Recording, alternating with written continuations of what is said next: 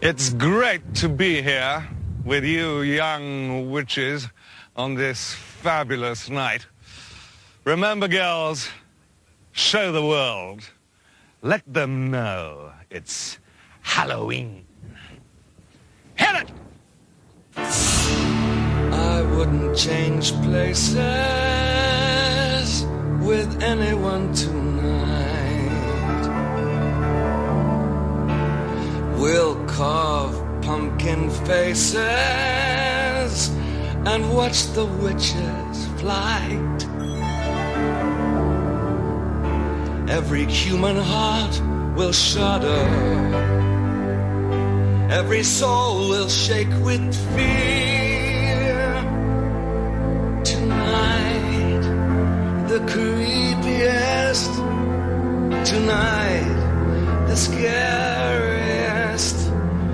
Tonight, the most wonderful night.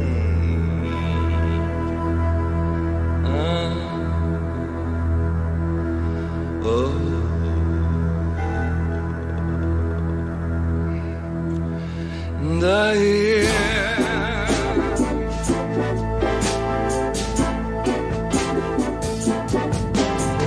anything can happen on Halloween. Your dog could turn into a cat. There may be a toad in your bass guitar, or your sister could turn into a bat. Christmas time brings the snow. Summertime brings the sun. But on Halloween, your blood begins to run. Something spooky is going down. Anything can happen on Halloween. It's better than a video. Welcome everybody to the day late Golan-Globus Theater Halloween special. Murray, it's All Saints Day special, isn't it? November 1st, the All Saints Day. You're religious, aren't you? I have no idea. I am. Well, we want to mention our buddy. Who am I? Hair Metal Sean is back. He's back with us already on short order. Yeah, and Millhouse loves him now for a special edition. Yeah, and So, I'm really it's very fucking. special episode. I'm really angry this episode. I don't know how you can be so angry. That track that we just I know. listened I'm to. sorry to bait and switch, guys. I know we promised you Danzig. We just played a really deep cut Danzig song to begin was so the good. album. It's different, but it's good. We're Back not to talking form. Danzig tonight because that fuck. Stop. He heard that we were going to cover his fucking shitty ass movie Verotica, and he just said, he said, stop it. Yeah. I don't want you to fucking We were the release last this." straw. He literally wrote a letter to my house, said, "That's the last straw, It guys." was like he sent us a cease and desist letter, and we're like, we don't fucking care about the law. Yeah, you Because know, we're what we wish you were, Danzig. We're the badass demon lords. You. And he pussied out. He blinked. He bluffed. blinked. We called his bluff, and he blinked. he signed off the letter to me. We were 138. We're now 137. What the fuck? Literally, what the fuck? I don't know what that means. So, but it's a. I know it's a Misfits song. I don't know what the fuck it means. Regardless, Okay. I don't know what it means in the terms of the Misfits. It's supposed from to be a science reference- fiction Yeah. movie. Whatever. THX 138. It's as stupid as Verotica. I'm sure it is. But we're still going to cover it, fuckface. Whenever it's going to come out. Yeah, when you it does, you can't stop it. we don't have. I don't give a shit if it's Schlocktober or not. We're doing it. It could be March 23rd. We're fucking doing Verotica, and we're gonna trash this fucking movie because you fucking made us look like assholes. Because we always released our episodes on late Wednesday night, early Thursday for our foreign friends, and we postponed it because we were hyped. Fucking, you know how hard it is to get Hair Metal Sean to come on our episode? This guy is like, are you a trillionaire now, or are you just a billionaire still? It's being calculated as we those speak. those Trump tax cuts must have really helped We you out. learned from the last episode he was on. He crochets his spandex pants. He has some Crimson Ghost Good spandex memory. pants on. That's the only thing Crochet. I'll remember all day. And it's like, fuck you, Danzig. That's all I gotta say. Like, He boned us on this. And the fact that Cleopatra Entertainment and Danzig himself, they had no press about it. They did not say. It's just been one of those things where every article you saw about It should drop. Halloween was from like June. Yeah. They were all from June. I looked them all up Yeah. today. We all did. Yeah, because we were all like, all right, let's go. Veronica, where's it at? And yeah, And June. we're still going, where's it at? Hot take, I don't think this movie's ever coming out. Oh. Because of the reception, I don't think it's going to come out. No, we're going to find it. If we have... You're going to go to Lodi, Jersey? You have your friends in high places, Sean, and we know we're going to get a hold of it. Yeah, I think what they're going to keep doing is putting it on a tour at the theaters and just try to keep Then we're making going to money sneak that in way. with a video camera. We're going to record it. Bootleg. And Dude, we're going to fucking put it out there. I don't even think we'll have to record it. I think it's going to be pretty fucking simple. Unlike this movie, which was not all that simple. There's a lot of moving parts. Well, this movie is about a real fucking evil heavy metal rocker, That's unlike the poser goddamn that right. is Glenn Danzig. There's a lot of serious shit happening here. Like so many movies, it reflects on our times today. Time's a flat circle, man. Well, yeah, it reflects on times today. It reflects on. I'm sure Sean and I will have some input on because we were alive at this time. We were fighting for our lives and fighting for rock and roll back It was then. a PMRC back then, yeah. Fuck yeah, and that they talk about that in this movie. Tipper Gore. Yeah. I mean, you guys had this the whole Slayer epidemic. What was it like? Skins versus or metal? Mustaches versus beards. Yes, Yeah, mustaches for beards. That was rough, man. Yeah, there is a mustache man in the high school. Every school Hot had take, guy you with a brought that mustache. up, but back then, that wasn't too uncommon. wasn't uncommon? No, Oh yeah, I think I had a little bit of a mustache, like in I believe that. in I like want this evidence. in like junior high, because that's when you first start getting facial. yeah. Oh, hair. you didn't shave it. You had like the little wisps. Yeah, it was pretty bad. Oh, dude, But that's I even didn't keep better. it. I didn't keep it long though, because I'm not a Because somebody mustache showed guy. you how to shave. Yeah. Well, nobody did. I didn't. You just did it didn't one have a time? father. Oh, Get all serious. So, Griff, how was your Halloween? It was pretty horrible. I had a really bad day. I came home late because it was raining and horrible. Took me like an hour and a half to get home from work. I came home. I took a sip of NyQuil and I passed out. That sounds great. Sean, how was yours? it was great. Well, I second the emotion that he does. That Griff. Yeah, just yeah, said. they Mine can't was- see the point. Mine was awful. It was terrible. The weather was totally shitty. It was cold, rainy, and we got like 30 kids. Yeah. And I made an amazing pumpkin that no one gave No a shit no one about. gave a shit. Nobody kicked it, though? Nobody smashed it? No. Oh, I there think, you go. well, who cares? Nobody, it's over with. At least it would have been some attention. Yeah, by the way, I want to thank all our followers for ignoring it, too, because I put it up on our Twitter. Those were awesome pumpkins. Thank you, Sean. Thank you. It's disappointing that people don't appreciate them. Yeah, I know. It bums me out. Even- I'm working on it. Even so. one of our favorite comic book writers has handwritten letter to you about how great one of your pumpkin was, but you submitted it too late for the book. Oh, that's Who was right. this? Eric Powell. Powell. Yeah, Eric Powell. I did a goon. I didn't do goon. I did. Did Preacher, wasn't it? Or Buzzard? Yeah, I did Buzzard, and on the other side was what the fuck was the? I thought it was the Preacher guy. Yes. Yeah, I with don't the remember. I don't remember his name. Though. Yeah, I can't either. But yeah, and he said, yeah, this was a long time ago. And he was like, yeah, I emailed him. I said, hey, look what I did. And he was like, oh, shit, man. I missed the deadline. I would have put it in the next month's book if I'd. No kidding. So, of course, Do all your that's listeners just- know who Eric Powell is? Probably not. Yeah. He's a cool Master of the comic Goon. book guy. Yeah, so that's the story of my life, Griff. Day late, $1 short. Day late, I short. mean, Missed By out the on way, that gravy you train. still owe me $1. no, I paid you the $1 fuckface. We're even. Here's another Halloween question I want to know. What, in your opinion, is the worst treat to get on Halloween? Bit o' honey. Bit of What? I love Bit of Honeys. Of course you do. God fucking damn it. It's This good. is the near perfect of answers. You're an old Or near man in a dark. young man's body. What's That's your- what. Bit of Honeys are great. What's yours, Griff? Oh, God. Sixlets. Well, I don't even know what the fuck. Oh yeah, they're- the little chocolate They're offbeat M&Ms, and they taste like Sixlet? chocolate, Sixlets. Sixlet. kind of chalky chocolate. Sixlets. Never heard of those. Yeah, they're that supposed poor to be people M&Ms, but they're bald and they're terrible. Like Bald. M&Ms already are bad chocolate. This is below that somehow. Yeah, I forgot to mention Griff is a major chocolate snob. Oh, I only have pure chocolate. The correct answer is I think are they called Mary Janes? They're like peanut butter. It's like Yeah. That was the straight up ghetto like candy you would get. Like they came in like either black or orange wrappers. Yes, I was just gonna say, is that the black or orange wrapper? Yeah, those are the very worst. generic. Nothing. But I want to point out, and I want to shame everybody who lives on my block who didn't give out candy, which was basically everybody. Even like the most poorest people would at least give those out. They gave something out, and now people like the people across the street from me. They had like at least like $200 worth of fucking bullshit like decorations. Soon as fucking trick-or-treating went on, the lights went out. That's horrible. And they sent all their fucking Rugrat kids out. Sure. And it's like, really? You can't go like to CVS and get some fucking $10 bag of candy to hand out? Spend the $20. That's all it's gonna take.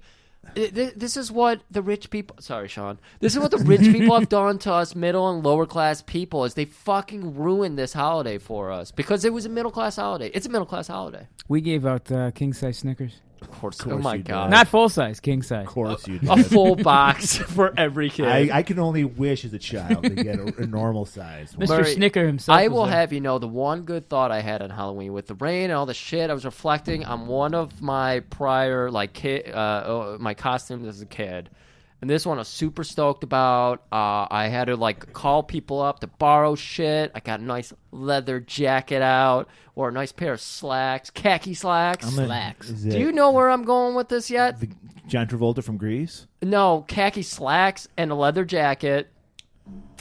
Had a nice hat. Okay, elaborate. I have no clue. And a whip. Indiana Jones. Indiana Jones. Wow. It was pouring. It was freezing. It was horrible. Whose leather jacket was it that got all wet? I don't know. I don't remember. Not friends with them anymore. Being, like, I don't know. I guess you just remember like the good old days. You never remember the shitty stuff. I always remember being nice. Dude, I remember so many cold days. Yeah, you're just too old. Also, what did you have for dinner? I had pizza. No, I meant yesterday. No, Pizza's in front of you. You said what we had for dinner. Fine. Pizza. You're fucked. Technicalities. Yeah. Well, now that we're fucked, I'm fucked. Do we want to get to this? You guys have a costume you want to bring out? What, best costume? Favorite costume? Sure. I went as Bubble Boy one time, and I made myself a costume out of bubble wrap. Nice. Head to toe with ski goggles, and party at a bar. And every young lady there wanted to come up and pop the bubbles because everybody likes bubble wrap. So you had a bunch of people poking you all night? I did. And you were into it. You're smiling a lot. Yeah. It was awesome. Also very hot. You would remember this probably. The shitty ass 70s costumes, like it was like a mask with like a rubber band that broke after the day and after. like the vinyl jumpsuit. Yep. Yeah, I had a lot of those as a kid. Loved Because those were the cool at the time. I mean, they're awful now when you think about them. But So just generic. it would be like costumes. it would be like Star Wars characters or shit like that. Like I think I was Boba Fett or Chewbacca. I had Spider-Man.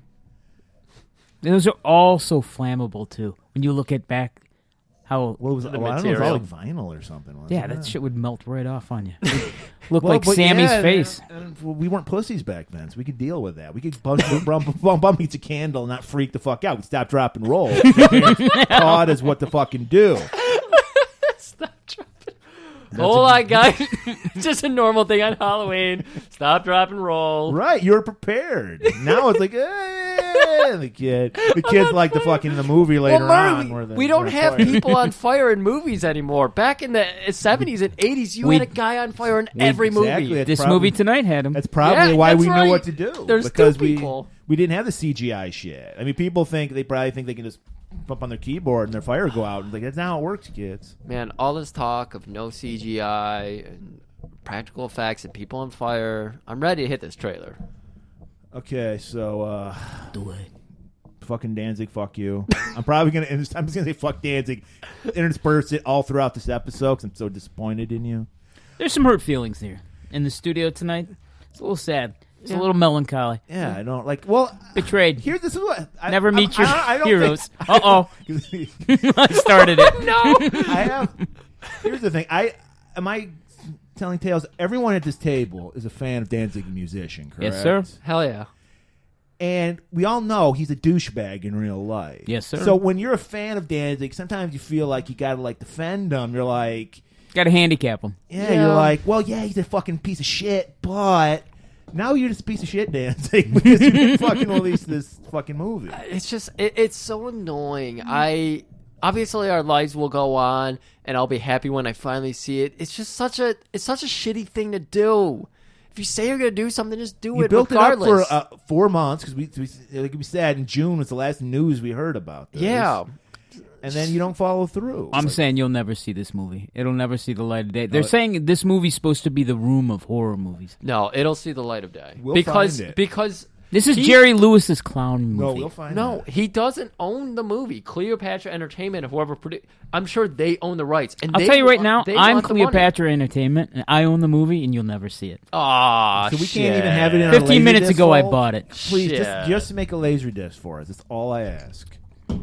We'll play it backwards. Yeah, really, no one else has Laserdisc technology. I made sure, I went out after this movie, after we watched it, I was frightened that somebody would resurrect some horrible musician from the dead through their Laserdisc machine. So I destroyed all Laserdiscs. Except mine. Except ours, yeah. Because I can handle that responsibility. Exactly. But so, let's fucking... get this. Well, we don't have to. We can do whatever we want. But yeah, let's get to. He's already checking his watch. He's ready to go home. No, he's got ladies waiting for him. Yes, we know. That pile of Coke is getting cold. I didn't check my watch. Pile of Coke's getting cold. Do you have a Coke heater? Only the richest. A giant spoon with a lighter underneath it. But yeah, fuck it. Let's get to this movie. It's a little movie from 1986, not to be confused with 5 other movies that are called this. Sammy Kerr in Trick or Treat. Oh, there's actually a musician. Wake up, sleepyhead. It's body time! Rock and roll will never die. At least not this Halloween. You've heard of raising spirits from the dead by incantations, right? Yes. I did that by playing a record backwards. You're kidding. Sammy Kerr. He's a rock and roll nightmare. I am a big fan of yours. I've got all your records. Shut up! You're the big. The big is you. This message is meant for me. How can you listen to this stuff?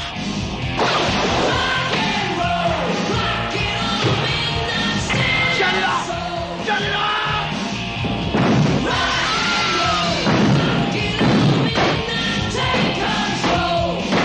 What have you done to your stereo? I wanted a new one. Sammy Kerr. His fans won't let him die. He won't let them live. You should be loyal to your hero. Make it turn on you.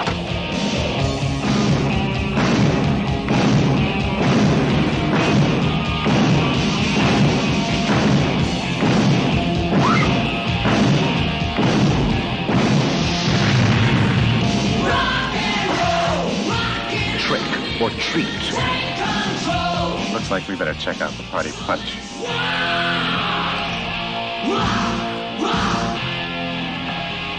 All right, we finished giving our hair metal Sean some Ric Flair chops across the chest. We're getting hot about stuff. He couldn't find anything to get hot about. We're getting hot and nasty. We're getting hot and nasty. I noticed you chose not to wear a shirt, and you also have the weird little Danzig necklace on. I had it on until I threw it in the trash. You threw the necklace in the trash. Okay. Yeah. That's why that was missing. Okay. Yeah, this is how I dress. This isn't Danzig cosplay. I normally wear This tight is an jeans, everyday Friday. Fucking platform shoes because he's a midget. Sorry, I got Does he really wear platform? Yes. Oh man. He's the diminutive demon Danzig. Fucking sawed off little Ron. I challenge you to a fight, Danzig. How about that? Well, I don't care if it's like fucking Ring of Steel dueling or if it's fucking pistols at dawn. Oh my How God. dare you make us lie to our fans? He's we only lie to our fans when we feel like he's gonna go full Lou Ferrigno cage on you. He ain't gonna do shit. No, there's video of him fighting. Didn't look good for him. It didn't look good. Danzig, you got to be this tall. Was to that- fight was me. that- My was hand that- is 4 feet above the ground right Was that now. young Danzig or was that old Danzig? That was old. That's old Danzig. Okay. Talking trash behind the after. after a reminds concert. me, that comedian Jim Brewer. Yeah. I saw some clip where he was talking about meeting Danzig. And Yeah. it was like at that Metallica thing where it was like their 30th anniversary or whatever, where they had everybody. And he's backstage, and he was just like shooting the shit with Danzig. He didn't know the guys. He was like, kind of shit you'd say you just met. And Danzig was talking about living in L.A., and he's like, oh, really? Why did you move to L.A.? He's like, well, man, I'd get out of Jersey. I was getting too many fights. And Jim Brewer's like, you're like 50 fucking years. What 50-year-old man is constantly getting into fights? Like, what's wrong with you?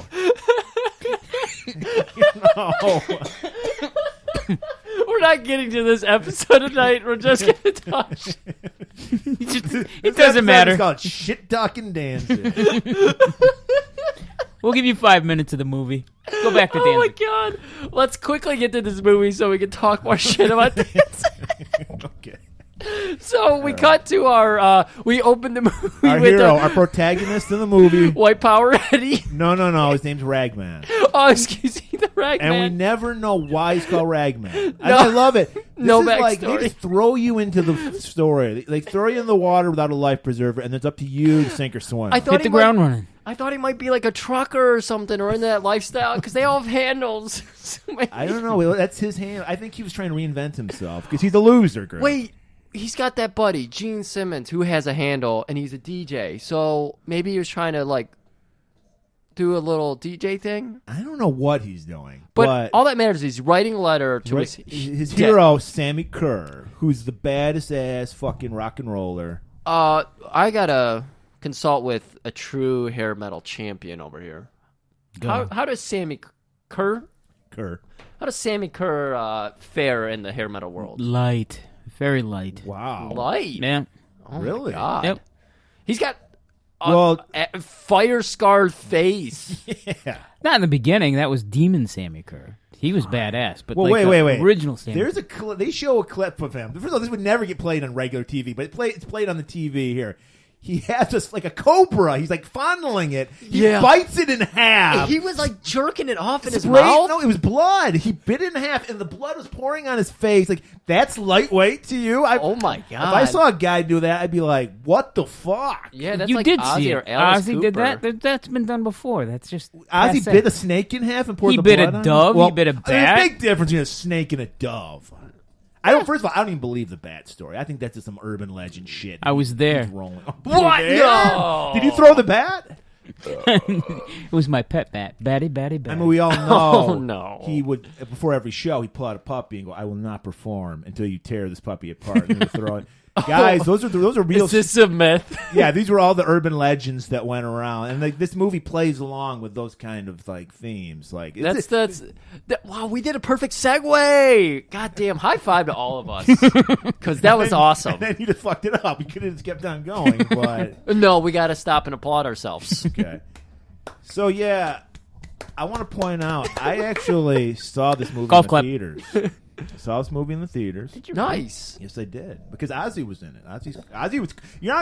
That was the big under draw. 40 crowd. Ozzy was actually cool and dangerous at one time. Now he's a fucking joke, but at the time, like our man Sean was just saying, biting the heads off doves and biting the heads off bats and that was a big deal.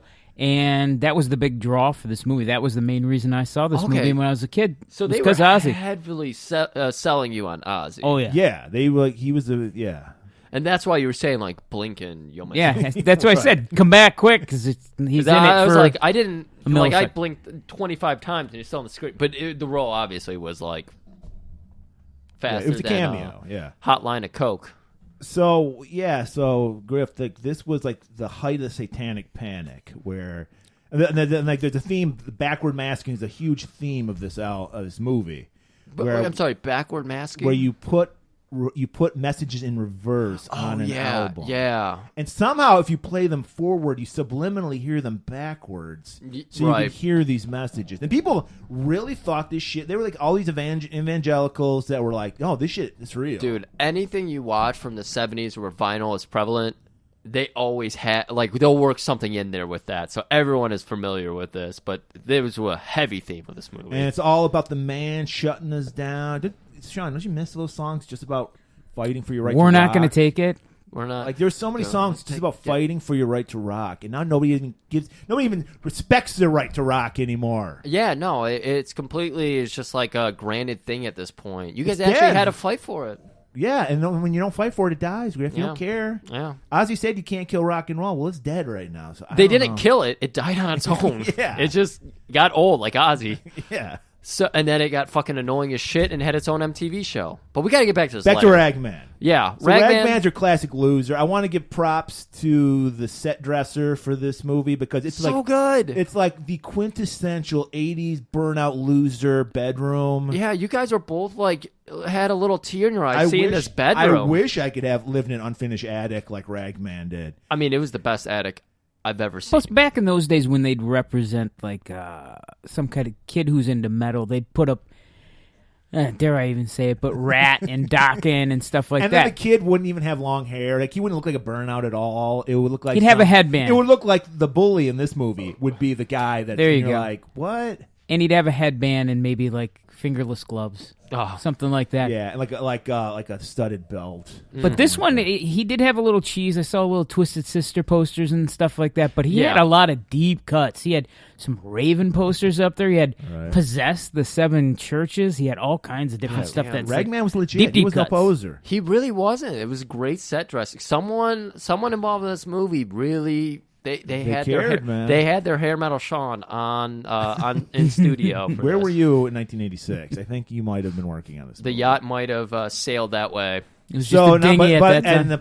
And right above his bed got a poster of his hero, Sammy Kerr. And the light hits it, so it looks like some kind of holy. You know, it's supposed to be like a stained glass experience. It's beautiful. And like every loser in the world, Griff, he's writing to his hero like, nobody understands me but you, Sammy. Yeah, he's reflecting on a terrible day he had at school. Well, yeah, we get a flashback. We see what the normal day in the life of Ragman is. Yeah, this is normal. This is like.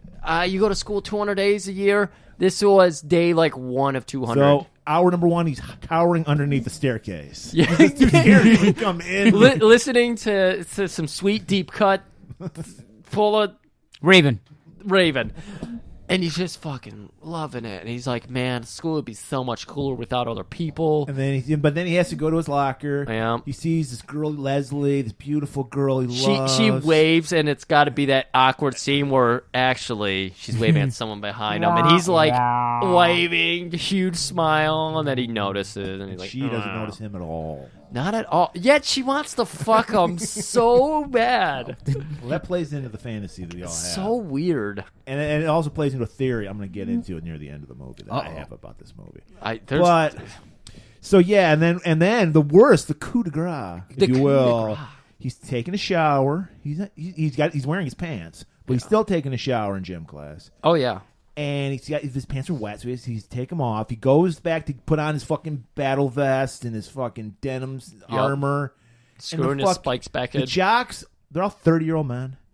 All of them are. The main actor, Eddie, he does look like he's, at least in his young 20s. Eddie, played by Skippy from Family Ties. Nice. Who was also a nerd, but he was like a regular, like, Pavel nerd. Our friend Pavel. Nerd. He does look at least younger, but yeah, you're right. Yeah. All the jocks in this movie, just like, well, at least Revenge of the Nerds, they were supposed to be in college, but they look like they're in their late 30s in that movie. Late 30s, early 40s. Some of those guys had kids in high school. These guys got gray stubble and shit. Like Ogre, he's got like the fading hair that's just like completely dead and long and crazy. Got male pattern baldness going on. But this movie, they're like a clean 30, you know? They're still looking good, but they are jacked as fuck. Yeah. They look like they're training for the MMA or something. They're putting on his fucking denim vest with a patch. They're mocking him. They're like pulling out his cassette tapes, throwing them everywhere. Oh. And he's like, hey, man, why are you doing that? And then they just throw him out a door, rip his towel off. And, of course, that has to be the time the girls are doing volleyball practice. So they see all the goods. All the goods. And they take a Polaroid picture. The one girl. This is 86, people. No camera phones. Like, now it would be like he'd be viral. They'd be like, everyone would have their phone out. Yeah. But thankfully, Jeannie, the bitch, happens to have her Polaroid sitting around. You never know when you might need to take a picture of a naked dude. She's part of the yearbook team. And she could have been the world's first dick pic. Well, it was an ass pic. Yeah. But could have been the world's first. That's why I said could have been. Also, the main bully, the impetus of all I this. want to say, I don't think he's that much of a bully. 'Cause I can't think anybody named Tim would be that bad a guy. I thought he was kind of cool. Yeah. But you go on. Opinions vary. He was played by an actor named Doug Savant, who was one of the main characters in Melrose Place. Ooh. That's actually later. probably the most famous person in this movie. I don't know, I'd say Skippy. He's more popular than Skippy. He had other I thought stuff. Gene Simmons. Oh, yeah. Never mind. That's how little their parts are. We've already forgotten they were in it.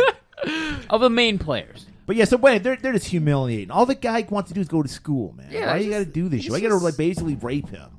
Oh my god! But so he's like Ragman. This is Ragman signing off. Your best friend Sam. He's always sending letters to Sammy. And from what we learned, Sammy reads them, man. Hey, you know what this inspired? A local fucking hero, Eminem, has a song about a guy. I was gonna say that. Named Stan, who wrote him a letter. It was originally called Ragman. This was. It just didn't flow enough. Yeah, it's amazing how far this goes to inspire people. I can't believe it. Like it just dawned on me just now. About I was just gonna say that too. So the only place of refuge that Ragman has is his home. Right. Is his castle. He's got his beautiful. He's got beautiful shelves. He's got beautiful audio equipment. Yeah, and they never said how this kid works because he's got a massive collection of vinyl too. He's got some pretty good stereo. He cleans up at the records. Yeah, he's got to. And I bet his buddy Nuke gives him records for like payment. That's how it works. And you know where we're gonna go next? We're gonna go meet Nuke. And then I'd like you to explain to me how we know how Nuke knows this kid. We're still on because what happens is he's like, fuck. He just shipped off the letter to Sam. He's like, I can't wait to get his response. And then he turns on the TV, doing the laundry, because he's a latchkey kid. His mom's got to work. And there's this report. He's got 2 shirts he's got to wash. And they're talking, lo and behold, they're talking about Sammy Kerr and how dangerous he is and how he's fighting against the PMRC. They show him, we will fight back against the PMRC because he's like in front of Congress. And he's just like, he ain't backing down. I mean, he called the politicians out. And that's where you meet the evangelists, and they're all preaching against them. We will bring you down! Yeah. And the one female evangelist who gets burned to a crisp. So you know who she's played by? So it's like fucking Rags is like... Say. Large Marge. Yeah. Well, she was later on. We could have... Okay, awkward silence. It's getting heated up in here. I'm still pissed. We're going to have to deliver some Ric Flair chops, and I don't know who to. Woo! So, that wake you up? So, fucking Rags is hearing the story about Sam. He's like, fuck yeah, metal brother, rock on. And then the world collapses on Rags. He's like... Breaking news. Oh, by the way, Sammy Kerr died in a hotel fire. Yeah. And he's like, what?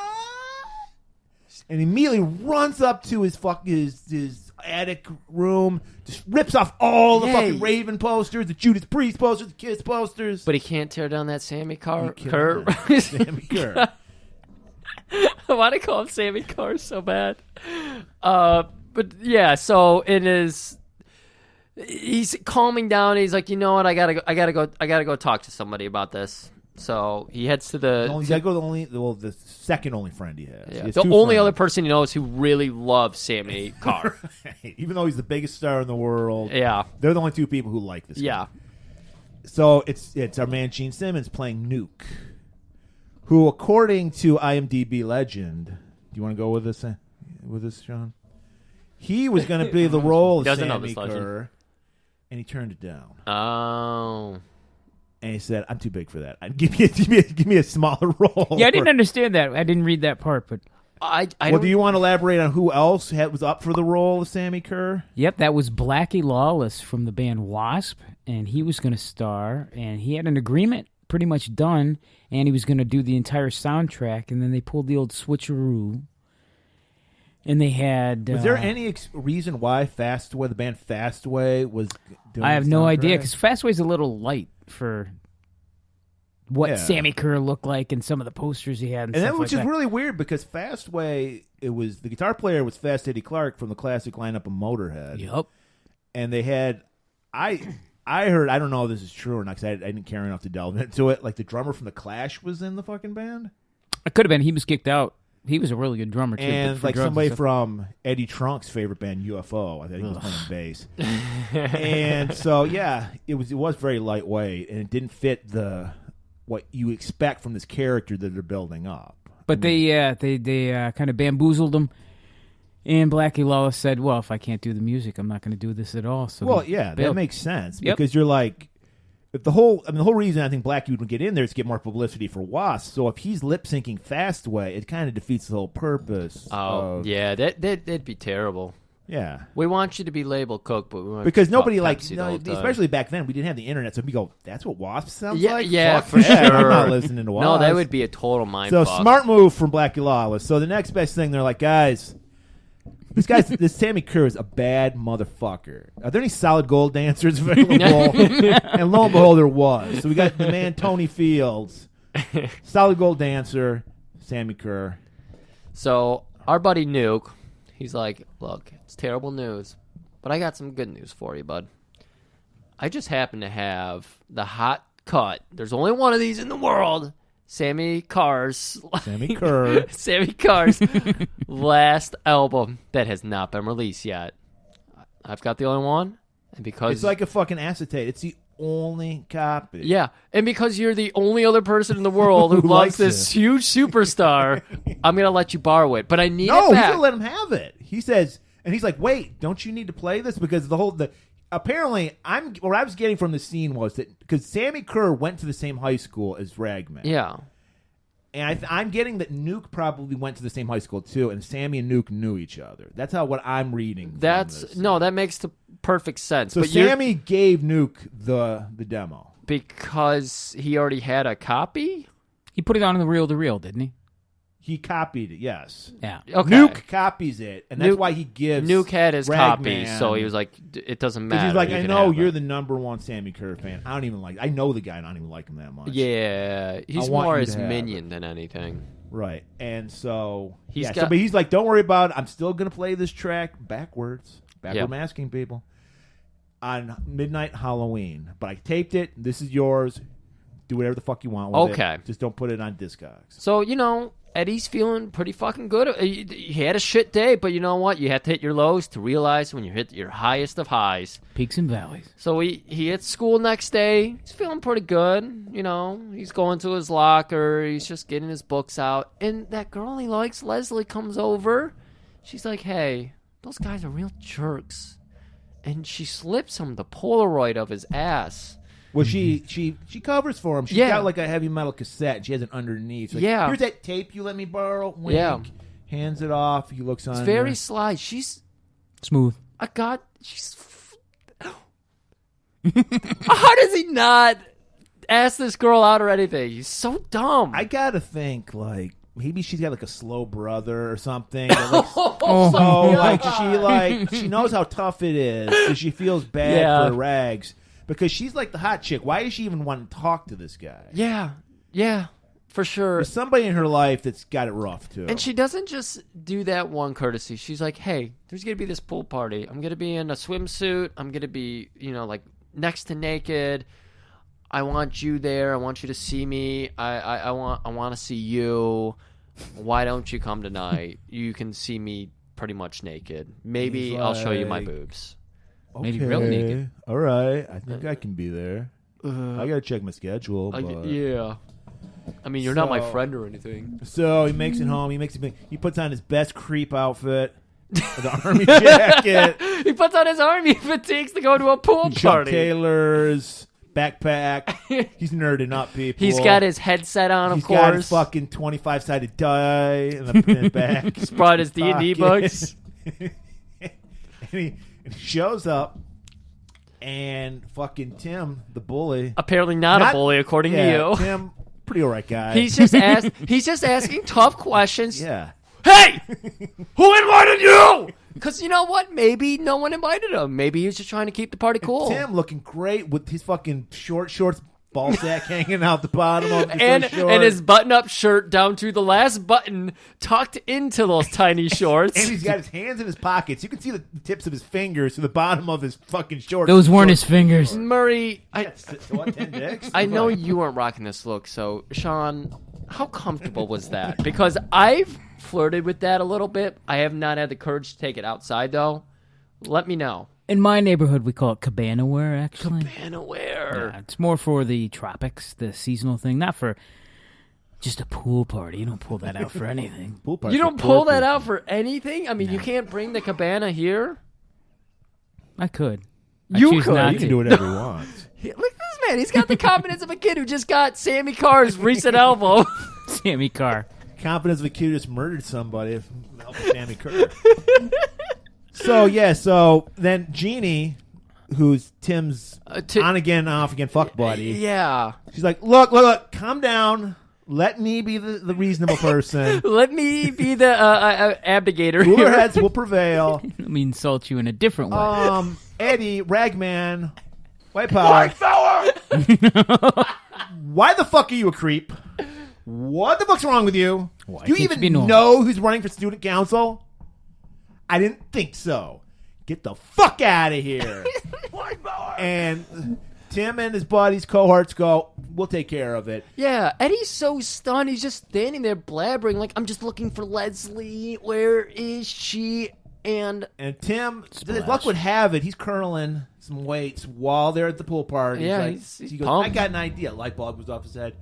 Grabs with a 10-pound weight, throws it in with a D&D dice in the backpack, and they just hurl Ragman right into the pool. Oh, shit. And that extra 10 pounds might not seem like a lot, but it's enough that it nearly drowns Ragman. They're Not just a strong standing there- swimmer. They're just standing there watching. He's going to die. And they're just like, whatever. If they were in Michigan, it'd be no problem. We all know how to swim up here. Clearly, they were like somewhere in a dumb place. They were like in New Jersey. Arizona. Jersey. It was Hoboken, Jersey. wasn't it? Hoboken. Hoboken, no joking. Hoboken, no joking. And everybody's kind of cool with the Ragman. Everybody is still passing beach balls or playing water polo. They forgot about him. They just go on and then, but not Leslie. Yeah. Leslie's heart of gold. You got people reenacting WrestleMania. Leslie dives in. She has no trouble pulling him up. Ragman can't deal with that 10 pounds. Yeah. She picks up Pulled him up Ragman. like a rag doll. Maybe that's why he got his name. Oh, He can't swim. I like that. Saves his life, but Ragman, he's like ungrateful. He Yeah. saved his life. He's like, fuck you and fuck all you guys. One of these days you're going to pay. This is a classic thing where he just ends up blaming everybody for it. Even Leslie gets caught in the Lashes out. crossfire. Yeah. You know, Griff, this might be hard for you to understand, but back then, if you were in Ragman's position if this happened, you'd probably just blow your brains out with a gun. Nowadays, you just go, I'm going to shoot the school up. Yeah. Like, this would be classic, like, y'all. He says you're all going to pay. Yeah. I don't know how, but you're going to pay. And in 2019, that would mean I'm coming tomorrow to school with a machine gun. I'm going to kill everybody. If it were today with people's knowledge right now, he would be the only person going to school. Everyone else would be like, no, fuck that. They'd shut the close. Yeah, they should close it down. Unfortunately, or that. we didn't have access to machine guns in 1986. We also didn't have access to the school's pool after hours like these kids all did. These kids. That's a good point. That's Cool a very kids. good point. Trust kids back then. Tim, you were so cool back then. They just gave you the keys to the pool. I was like, hey man, I'm gonna have a fuck party later on. Yeah, there's booze, kids. We're gonna drown some money. No big deal. It was like a buddy. Just make sure to Dennis dispose of worked the at body. School. He's like, bro, just give me a joint. And you can do whatever the fuck Guys, you I want. got hockey in an hour. I don't fucking care. I'm out of here. Clean up after yourselves. But our buddy Eddie, he's gonna take He's like, off. nobody understands me but Sammy. I'm gonna go home. I'm gonna get out the P2P, and I'm gonna put on that Sweet Sammy So he record. puts on the record. I want to point out it had a great title. It was Sounds in the Key of Death. Ooh, nice. that's good. That's good. Puts it on, and he just chills. He's like, I'm just going to immerse myself in the world of Sammy Kerr. And then he just knows it starts playing backward. It was very Twin Peaksy. You got the Yes, he was. They were in the Dark Lodge. Yeah. And he's like having this fantasy, or is he seeing visions of Sammy? And we're seeing what happened to Sammy Kerr. He's doing this satanic ritual. He's sitting in a room on fire. He's got a fire ring around him. He's sitting What do we call it, Griff? Because it's not Indian style. We can't say that Oh, anymore. no, crisscross applesauce. Crisscross applesauce. Christopher Cross applesauce. And he's just like chanting, and we see people kind of stumbling around on fire. They're not really that bothered by it. This is kind of chill. I like that we brought out the Black Lodge because this is kind of a Black Lodge scene. There's people, one's moving backwards, the other's like moving fire. Going, what, somebody with a log. And it's not fire. And they were complaining about Garmin Bozia. There's a giant. It was crazy. I man. loved it. I didn't even make that connection when we were watching it. Yeah, and so we learn, I guess, that he transferred his soul into this record. Yeah. I don't know why. I don't know why he killed himself. Who the fuck? Maybe that was going to be for the sequel that never happened. I don't know. But what matters is that they're setting real rules. And how much do you appreciate... Like, I love horror movies because they're fine with doing weird shit, but they establish it. Do you think they established the rules pretty well here? Yeah, because he can only travel through electrical stuff. Yeah. Anything that can play it. Anything that could play his anything that his can music, admit it. this music, he can travel through. Sean, you okay with these rules? I'm okay with these rules. I appreciate established rules and not breaking them. Yeah. Well, that's what you need. It's like vampires have to be killed certain ways. Werewolves have to be killed. Exactly. He travels through. It can be fantastical, it can be supernatural, but you need rules. You need guidelines, and not like super complicated. These are simple rules. They're cool, and you can also see how it could get out of hand. So it builds up that tension very well, and this movie does a great job of that. So he starts hearing that noise. He goes up to the record player, and he starts spinning it backwards. Yeah. And he starts talking to it, and then hears, "Let the big fish hook themselves. You're the bait." Mega. You got good ears, because I couldn't make out half the stuff they said in the backwards. He listens to all of his records backwards. That's all I do, yeah. So he's well-versed in this. That's why he doesn't like me flipping through his CDs, because I'll play them the right way. And he's like, no, that's not how you listen to it. You're going to ruin it. I'm like, what is this fucking lame shit you're playing? It's your CD. Oh, play it backwards. Come on, flip For it God's over. sake. Is that Songs in the Key of Death? I don't remember. And so he's like, aha, that sounds interesting. So he's emboldened by this. He's mad with powers. Yeah, he's been magafied. He's been magafied, right? So he wears his MAGA hat the next day to school. Yeah. And well, it's a mom at Make American Metal great again. Yes, mama. It's Make Metal great again. Oh yeah, right. And he's at lunch with his buddy Roger. Who, here's a little tidbit for you I learned on IMDb. Ooh. Roger is Glenn Morgan, who is famous for writing a bunch of X-File episodes.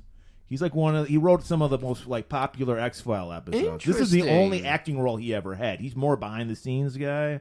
Interesting. So there you go, people. I really appreciate that fact. I was actually looking up writers. I'm sorry, I'm going to do this because I did the research today. And I was trying to figure out the point where Simpsons started to go downhill and Futurama started and find what writers were on The Simpsons around that era who might have left to go to Futurama. Jump ship.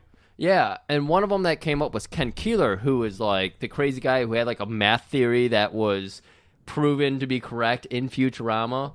But he's disgraced in the Simpsons world because he wrote the episode where Principal Skinner had a backstory that Matt Groening didn't approve of. What, Armand Tanzarian? Yeah. He did that episode, which is highly controversial, apparently. And then he did, I can't remember it. He did another episode that Matt Groening, it was the Critic crossover one. Oh. Yeah, and that is kind of lame. Matt Groening was pissed about that, too. I don't like that they did a crossover, but that episode's still pretty good. I don't even remember. Yeah, that's fine. So, anyways, we've got Eddie, the dog that from was your Simpsons Frasier. interlude. No, so he's back at school the next day. And he's with his boy Roger. They're drinking the chocolate milk. He's eating his Twinkie. And then he's like, Leslie comes up and is like, look, I'm sorry about what happened. I had nothing to do with it. Fuck you! He's playing hard to get with her. That's why she's so drawn to him, Griff. Okay. I can't. What other reason is there? He's a fucking dweeb. Right. But he's got his fucking black jeans with the slits cut in them. Yeah, he's got a lot of slits. He's a rocker. He's got like a shirt with he's got the shirt with the naked ladies forming the skull. Safety pins all over him. And he comes up to Tim. Tim's like, "What do you want, loser?" Was this the chocolate milk incident too? Yeah, he flips the lunch tray onto Tim. Yeah. Well, Tim poked a hole in his chocolate milk. Yeah, that was earlier when he was going on about all the bad shit that happens to him. Oh, okay. Yeah, so my one bad. turn deserves another. He flips the script on Tim, throws his lunch. Yeah, he just throws the whole lunch. SpaghettiOs everywhere and says, "You're fucking." So Tim and his 40-year-old cohorts go chasing after a boy, and since he's like the only young one, he can stay ahead of them. Yeah. And so we get this like Benny Hill music playing. Well, they needed time to stretch. You got to get those muscles warmed up when you're that old. You do. I'm only 32. I got to warm up the muscles before I would have we're fucking on. blown a hammy. Yeah. Chasing after fucking Ragman.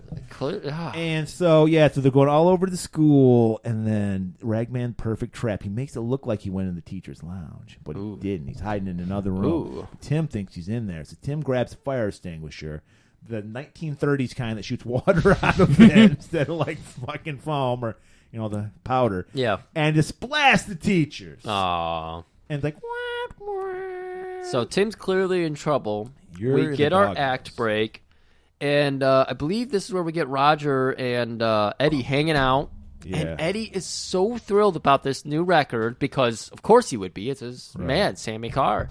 So he's Roger, a little more chill, not impressed. Yeah. He's reading the Wall Street Journal, and he's like what do you think? Well, it's fast and thrashing. Something like that. Yeah, he was like, the rhythm's okay. It's got a pretty good melody. No melody. Where's the melodies at? This is too hard. It's heavy. You're just too dumb, Ed.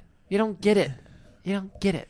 He's like, this is a marketing thing, shithead. Yeah, they want you to ruin your fucking records playing them backwards. You got to buy them again. God, haven't you seen They Live? He's like, no, because it hasn't come out yet. And whoops. But he's like, that's right. I'm gonna write that movie. And then Roger goes, put these glasses on. And then Bags goes, no, I'm not. And then they have a 15-minute fight. But this way, he's going to shock you. He doesn't get the glasses on. Roger goes, fuck it then. And goes, leave. If you need to talk to me, I'm here. I'm going to tell you you're an asshole and an idiot. Yeah. But if you ever need me to tell you you're an asshole and an idiot, I'm around the corner. But he's just got that fever for the Sammy Carr. He can't get enough. He's like a drug. He's just playing it backwards. So he goes back up to his room. He's checking it out again. He's realizing he gets power from this now, too. Is that what's happening here? Yeah, that's what he was trying to explain it to the He was looking a little well. weak in that fight with Roger, so maybe that was it. Like, he was like, I would have won that fight if I would have listened to a little more. So, yeah, but you can't take a fucking phonograph with you everywhere you go. It's true. So he goes, I'm going to fucking tape it on a cassette tape. Yeah. A lot of you people don't even remember cassette tapes, but they sucked. Well, they're reselling them again. Yeah, well, everything's old is new again. And he does, we want to point this out, he does the fast taping, which you could do back then. But if you're playing it backwards, the needle should be going backwards, outward. But it's not. It's going forwards like you if you're playing it normal. Yeah, it's going inwards towards inwards in the vinyl instead of outwards. And then he's like, so he does that. He's like, all right, I got this. I can listen to my Sony Walkman anytime I want.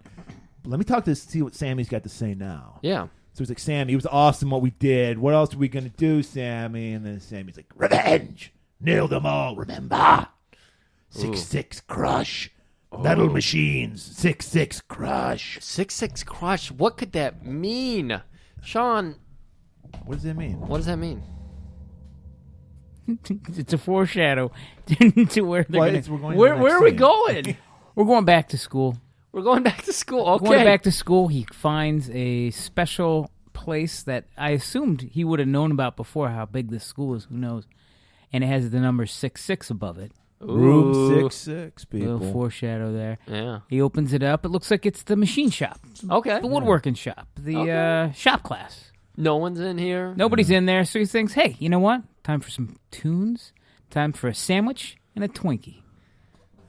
Good old. And good he's old so mad with Twinkie. power now. He starts with a Twinkie. Yeah. Your mom touch it. You go with your fucking sandwich first, and then your dessert. He teases us with the sandwich. You think he's gonna bite it? Then he goes straight in for the Twinkie. Dessert first, bro. Some fucking maniac. Did you see how he opened that Twinkie? Yeah, I didn't get that either. They're like, not too hard to open. It took him like 4 minutes to open it. Like I can't imagine with his teeth. They probably did have a sex scene with him and Leslie set up where he opens the condom wrapper and they're gonna do a joke about it where he can't open it. Like the Seinfeld joke that came 8 years later. No, nobody used condoms in 86. Oh, okay. They're raw dogging it. They're raw dogging. Yeah, They're okay. shredding dicks. Sammy Carr would allow him. I don't know what Sammy Carr would do. Sammy Kerr. Straight up, no condoms. This reminds me of Cockney. I just don't like the name Kerr. Well, that's the whole thing. It's supposed to be like a cur, like a dog, like a fucking feral dog, cur. Like he's like vicious. What? Yeah, you know what, that's what a cur is. C-U-R-R? Cur? That's a dog? Yeah. I did not know that. Well, how you doing? See, no one's half that's the battle. Golan-Globus, educating people. See, everybody else gets to learn that fact, but I get to look like the idiot while we all learn. But now you'll say Sammy Kerr. No, I won't. No, you won't.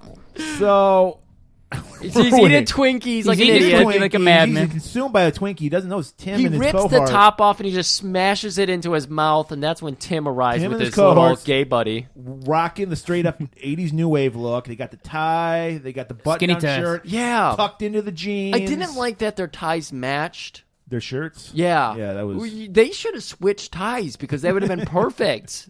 But, They were rocking a monochromatic look. Yeah, yeah. And he's got the sleeves rolled up, and he's got the cowboy boots on. They were in the metal shop. You got to roll your sleeves up. Exactly. You don't want your sleeve caught.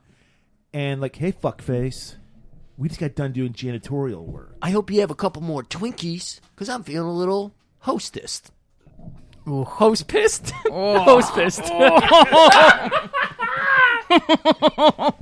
Ooh. That's gooey. Like a Twinkie. And just like I would like to do right now, Tim flips fucking... I'm so glad we recorded this in other rooms. Flips Ragman's desk over, grabs him as... fucking hurls him, fucking Ric Flair chops him a couple times, throws him off the rope. There's ropes in here. I don't know what the fuck this came from. You got his buddy with the woos in the background. Woo! It's looking like a scene out of Joker. It's magical. And he's just beating the holy fuck out of our man Eddie. You forgot the name Eddie. Ragman. He's got so many names. I know. His wrestling name is Ragman. His street name is Eddie. And he's just like, he's down for the count. Fucking Tim's hurling fucking wrenches at him. He's getting ready for the pile driver. He's singling it to the crowd. And just as that he does that, a fucking what was that tool? Drill press. Drill press.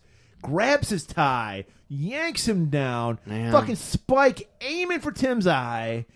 His buddy he's just got like scared of sparks. There's sparks flying off a machine. Yeah. This is also an abandoned sparks factory. It's an abandoned metal shop and an abandoned sparks factory. I mean, he's the audience. He's there for the match.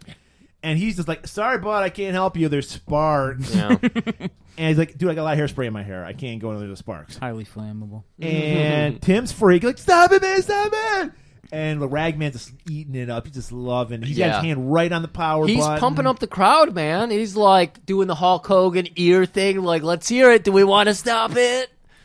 And just as it's like a little millimeter from the dude's eye, just shuts it down. And then Tim's like, got to get face back. So he's like, this ain't over, man. This ain't over. And he just takes off. And Ragman is just like, fucking hell yeah. Me and Sammy Kerr till the end. So we follow Eddie back home, and he's like, he's so feeling it. He's defeated Tim. Whoa, hello, burp. He's defeated Tim 2 days in a row. Well, before he goes to his room, his mom drops off his laundry. Oh, this is the laundry scene? Yeah, and 2 shirts. He's got his 2 shirts.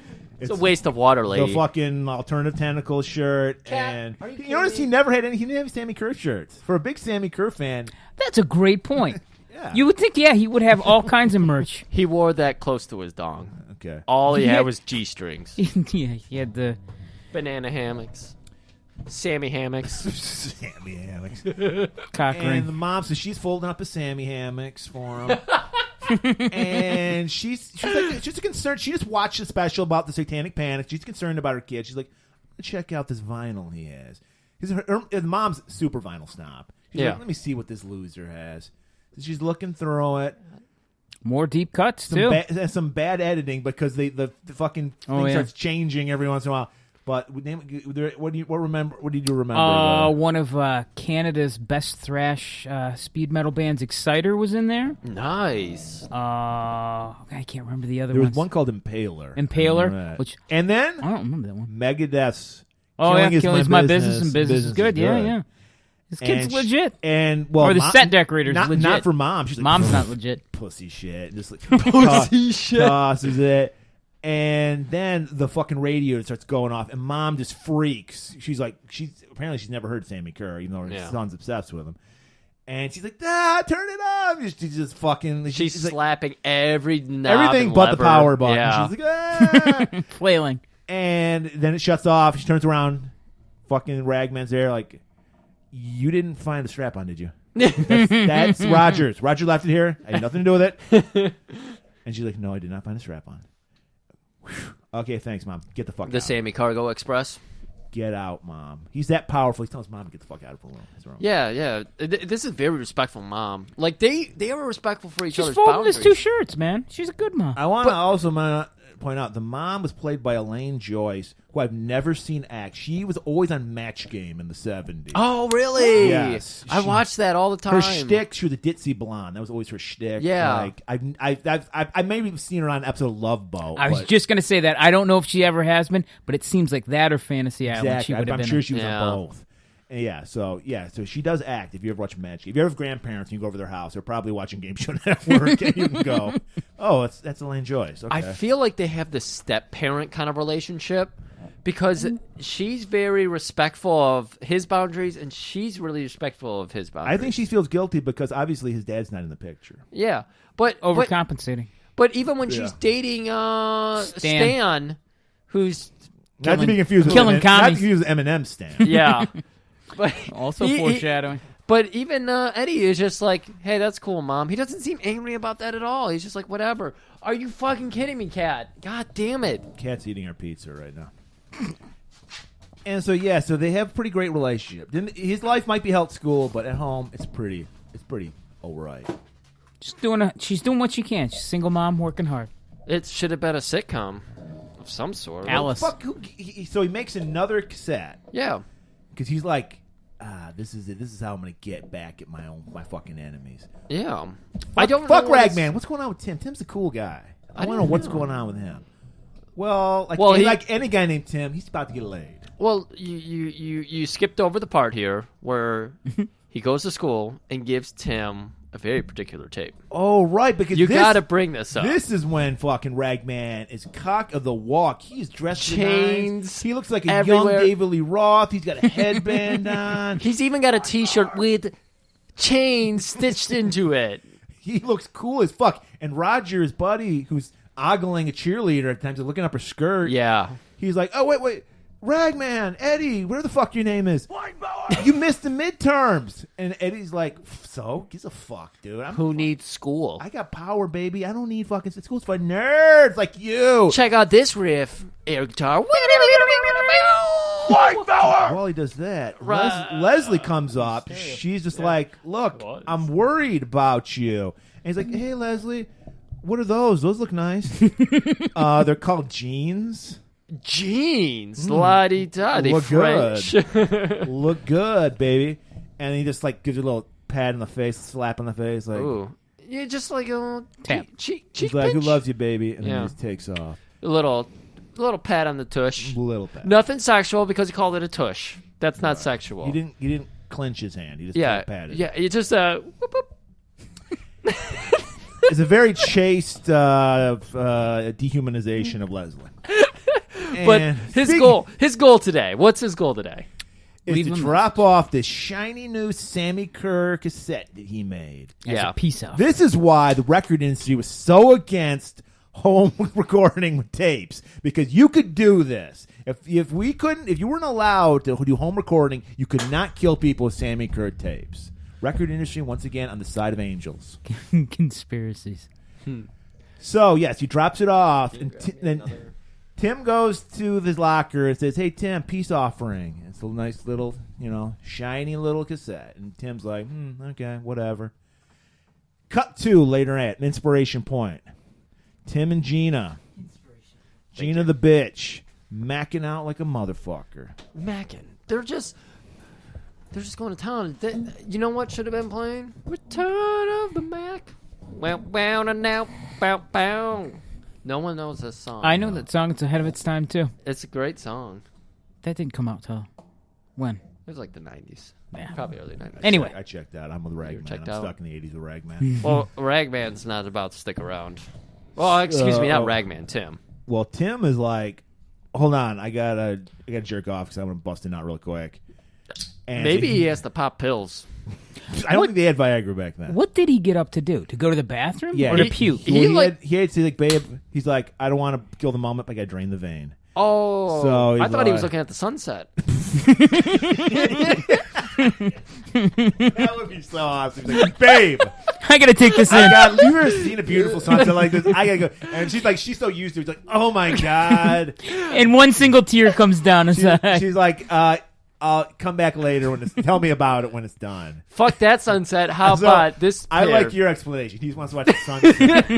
He's not watching the sunset. He's gone for like fucking 10 minutes. He's gone for clearly 10 minutes. And I've never had to pee for 10 minutes while I can drink unless I'm passing the kidney zone, True. I guess. It's true. And so she's just like, fuck it. She noticed this Sony Walkman. Because they were hard to get back then. They're rare. So she's like, I'm going to try this out. This thing. What's this thing called the Sony Walkman?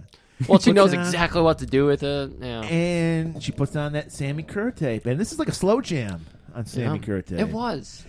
And she's getting into it, man. Return she's just like... Mac. What you do? What you want? And she's just like... All of a sudden, you see this green mist come out of the earphones. And it starts fondling her body. It's ripping her clothes off. But she's getting into it, though. Oh, yeah, she loves it. She's flowing. She's asking for it. I'm sorry to say it, but she's asking for it. I don't know. I'm sorry. If Return of the Mac ever comes on, guys, this is what's going to happen to my shirts, my blouses, my pants. And your bra. Yes. So, unfortunately, it's like a breakaway dress, so it just pops open. Just pops open. It says she's in her bra and panties, and then she pulls her bra off, people. Oh, okay, yeah. I want to say Kerr as a gentleman. She doesn't know what this presence is, but she needs it. It's called consent. And then that is consent. Yes. There was a nice consent form on the we'll seat. point out later on, Sammy Kerr is a hero of social justice warriors. We'll point out later in the movie. You are absolutely so right. So he did ask for consent. He's like, can I take off your blouse? Holy can shit. I take off your bra, girl? It's like in the song. We can't hear it, but that's what she's hearing.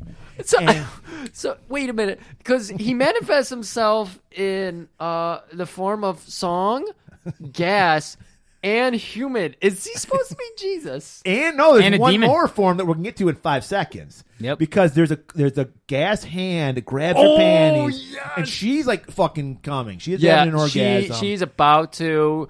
You got Tim in the background about to jerk off to the sunset or something. He's like, oh, it's so beautiful.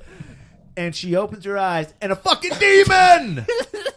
Giant. And I learned from a 5-minute video, because this is the research I did. I watched a 5-minute YouTube video, 10 things you didn't know about Trick or Treat. Smart. This demon was supposed to be like Eddie, Iron Maiden's Eddie. Like he was supposed to be Sammy Kerr's mascot. And it had a name. It was like Sleazer or Skeezer or something like that. Sounds like a pizza And they were going to use it more in the movie, but obviously the budget was so low. It was just a puppet that really didn't do anything. So it's just basically a puppet that had a tongue that lashed out. Yeah. But fucking Tim hears a scream. He's like, you get it too? You get off on sunsets? And it looks like the house, the cars are rocking, and he's coming to knocking. Yeah. And there she's listening to knocking. Maybe they finally have a connection here. And he's like, finally we can connect on an emotional level, not just a physical. Because that's what Tim, I think, is looking for. Because Tim's a good guy. Yeah, you're right. Just looking for a soulmate. He's just complicated. Just looking for love. You probably met a lot of people like this in the 80s, Sean. No. No? Oh, okay.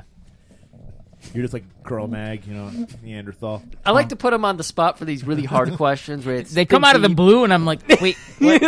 I like to see the fear. I'm just listening along for a That's second. the hard part about doing the episodes with Stu. I don't have him here to see the fear in his eye when I'm randomly peppering in a hard question like that. So he comes in. The demon's gone. She's fucking passed out with smoke coming off her fucking earphones. He pulls it off, and he's like, "Babe, that Walkman is like $200. What are you doing?" But probably was too. Her ears have melted and melded into the ear puffs. The rock was so fucking hot. Yeah, he was like, that tape must have been fucking amazing. He's like, I can't wait to listen to it, but I got this gooey I'll shit. wait till the next sunset. And I'll pop this on and just fucking hammer one out.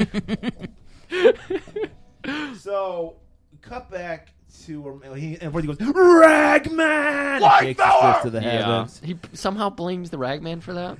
Well, it's his tape. He knows that's Ragman's That's tape. true. So we cut back to our mom. She's aerobicizing because it's the 80s. Yeah. And she's got the TV on. And this is where we get to our Ozzy cameo. Yeah. So he's playing very, flip the script. He's playing an evangelist. I like this. I liked it. And I think this was the era where Ozzy lost his mind and shaved his head. Because Ozzy has short hair. He does. Yeah. So like when Ozzy shaved his head bald like in the mid 80s, so his hair's like growing back, so it's short. It's like long, but it's short. It's definitely not past his shoulders or anything. But he's slicked it all back. And he's playing it like a evangelist, and he's just saying how evil and perverted rock and roll is. Let me tell you this lyrics here. Here is my missile, and I want to put it in your launching pad. And they know nothing about love. They know nothing about straight about fucking. What the fuck? It's all about sunsets. And then I was like, well, what do you think about this album called "Do It Like a Dog"? And it's disgusting, man. It's perverted. Well, actually, doing it like a dog is does my chocolate accent confuse you? Chocolate, that's it. And you can tell I'm professional because of my accent. And then as that's going on, we hear out of the clear blue sky, we hear this. White power!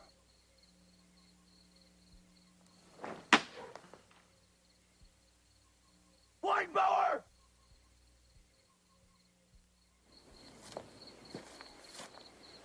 White power! And on the wait, did I hear that right? Griff, can I hear that one more time? White power! Sure.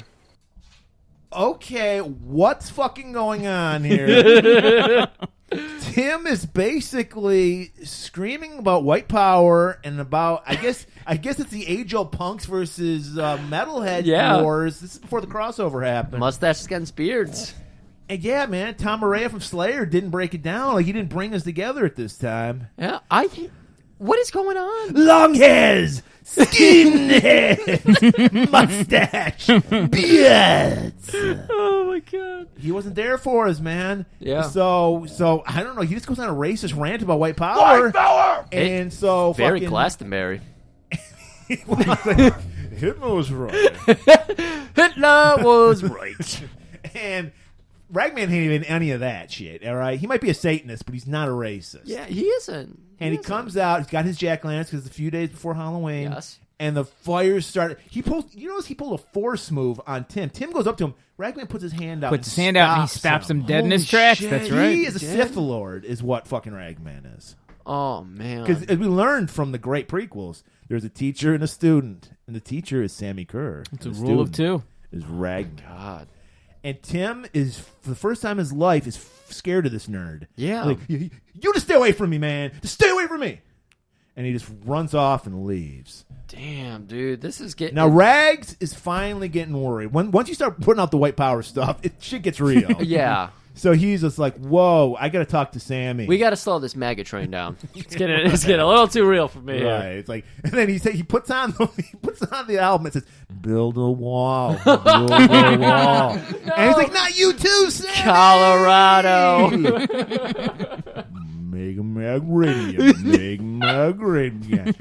And he's like, "No, Sammy." He's pretty good at doing the reverse record. I know. It's impressive. And he's like, "Look, man, it's getting too fucking fucked up. I loved it when we were scaring Tim, making him shit his pants, but yeah, you put fucking Jeannie in the hospital. Harmless near-death hijinks is where it's at." And then apparently he accidentally put on his Manowar album because then it goes, "No wimps, no false metal." And he's like, "No, man, no, this is getting too fucking real. No." And he's like, "We're gonna kill them all, kill them all." And mom's like knocking on the door. What's going on in there? Are you masturbating again? Yeah, Mom, I'm just jerking off. Don't come in here. I'm combing my ankles. Combing my hair. She busts in that door, and he's busting up all his equipment. No, not yet. Not yet? He goes out with Mom. Yes, I'm masturbating. Can you get me some fucking pack jelly? And she's just like, all right, I'll get the pack jelly. I know that doesn't chafe. She leaves. And then he's like, okay. Well, now then Sammy goes, Leslie. And he's like, whoa, I don't give a fuck if you killed Gina, but I got plans for this girl. I got plans for Leslie. And so he's like, no fucking way. And then the record stops. And then Sammy Kerr, there starts like hands and faces start coming out of the speakers, yeah, and like veins are coming off on the sides of the speakers. Yeah, that's right.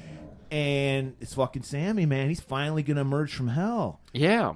And first it's just all that shit's happening in the face, and then it stops, and then fucking Ragman thinks, oh, okay, it's all done. And then electricity starts flying out, and then Sammy appears. Yeah, like he turns around and Sammy is just there in his room, rocking some tight leather dong pants. I think Ozzy was on the TV in the background. Well, because he's all like made of electricity, so shit starts turning on and off. So the TV turns on, and Ozzy's that same program the mom's watching. Yeah. Ozzy's like, that bunch of perverts.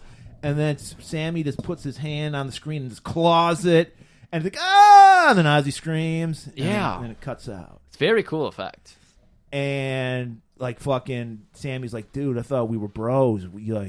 You fucking never. I guess he did the reverse and never meet your heroes. Like never meet your fans. Because that'll let you down.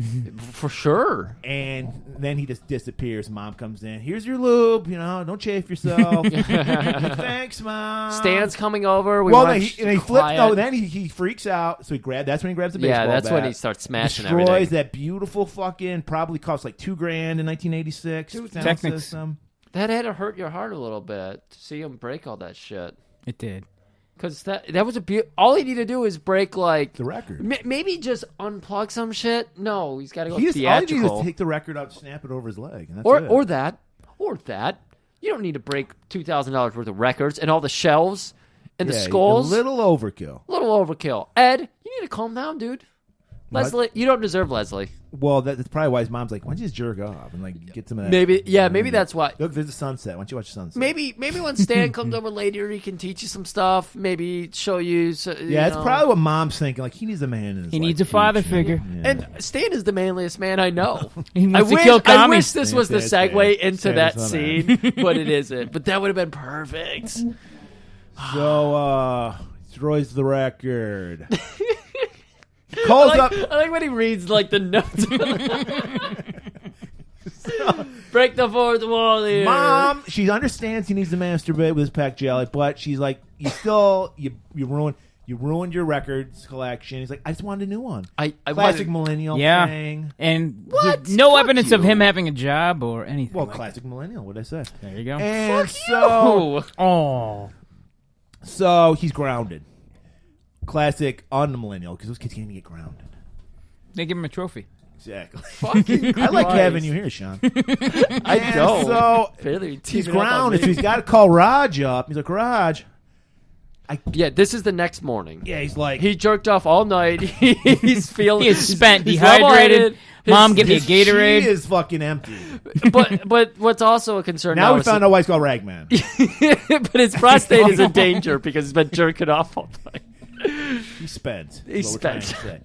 And so he has to call Raj up. He's like, Raj, I'm dehydrated. I'm fucking mainlining some fucking OJ and chocolate bars.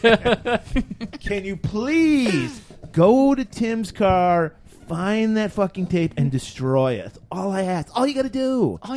Just a light B&E. Well, that's going on. That's what friends are for. Fucking Raj is fucking with him to call waiting. He's like, hey, it's got call waiting. Like, hold please. Fucking nerds, man. And he's like, all right, I'll do it. So he shows up. He goes to Tim's place. Got the giant Oldsmobile. He's not fucking around. I love this about Roger. This whole operation takes commits. maybe 30 minutes. He breaks in that car. He's got the wire hanger Well, he's out. got the classic cat burglar like TV show outfit, Black all black hoodie. with black stocking cap. It's the middle of the day. Yep. It might be 11 a.m. conspicuous at all. Maybe 10 a.m. It's early as fuck. He's got the wire hanger. He's trying to undo it, and then he notices the fucking door's unlocked. Yeah. Dipshit. So he opens it up, grabs the tape, yoink, and then takes off on his little He mini leaves bike. the wire hanger in the car, so Roger's gonna. Or he comes back for it. He comes Tim. back for it. Oh, he does? Yes, Did he? does. Oh, okay. Yeah.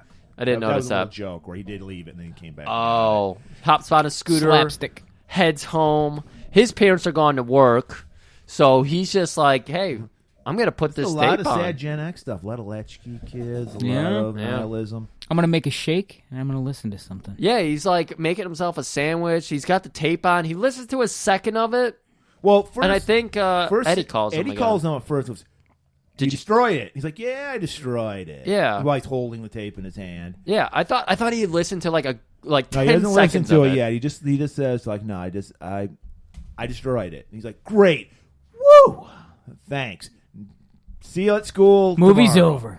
Yeah, that's it. We solved the problem. But Yeah. no, he's got his mom just bought this brand new like Console. Console. It's an oak. It's beautiful. Dude, Apple used to make those things. It's got the fucking old school First one's 70s tape player in it. It's got like it pops up. yeah, and it's puts a it beautiful. in. I He's got to break it in. I would say you guys have already shit on me for being a millennial, so I shouldn't say I want one of these, but I do want one of these. What is old is new? And so he starts playing. He's like, it's pretty good. Pretty good. I like. You know what's good about this? It actually has a melody. Is this the backwards one? Yes, it's playing backwards. We've already listened to a scene of Eddie listen to it backwards, and he's like bopping along with the beat. There is nothing happening here. It is what's the fuck? What's Swordfish Trombones? No, that's Tom Waits. Catfish replica, trout mask replica, Captain Beefheart. It is Captain Beefheart times 11. It's experimental. to It's say the least. experimental as all hell, and Eddie is loving it. Well, that's because Eddie, he's a music snob. He likes that. Like, you wouldn't understand. Well, he also loves anything that's Stefan Kerr.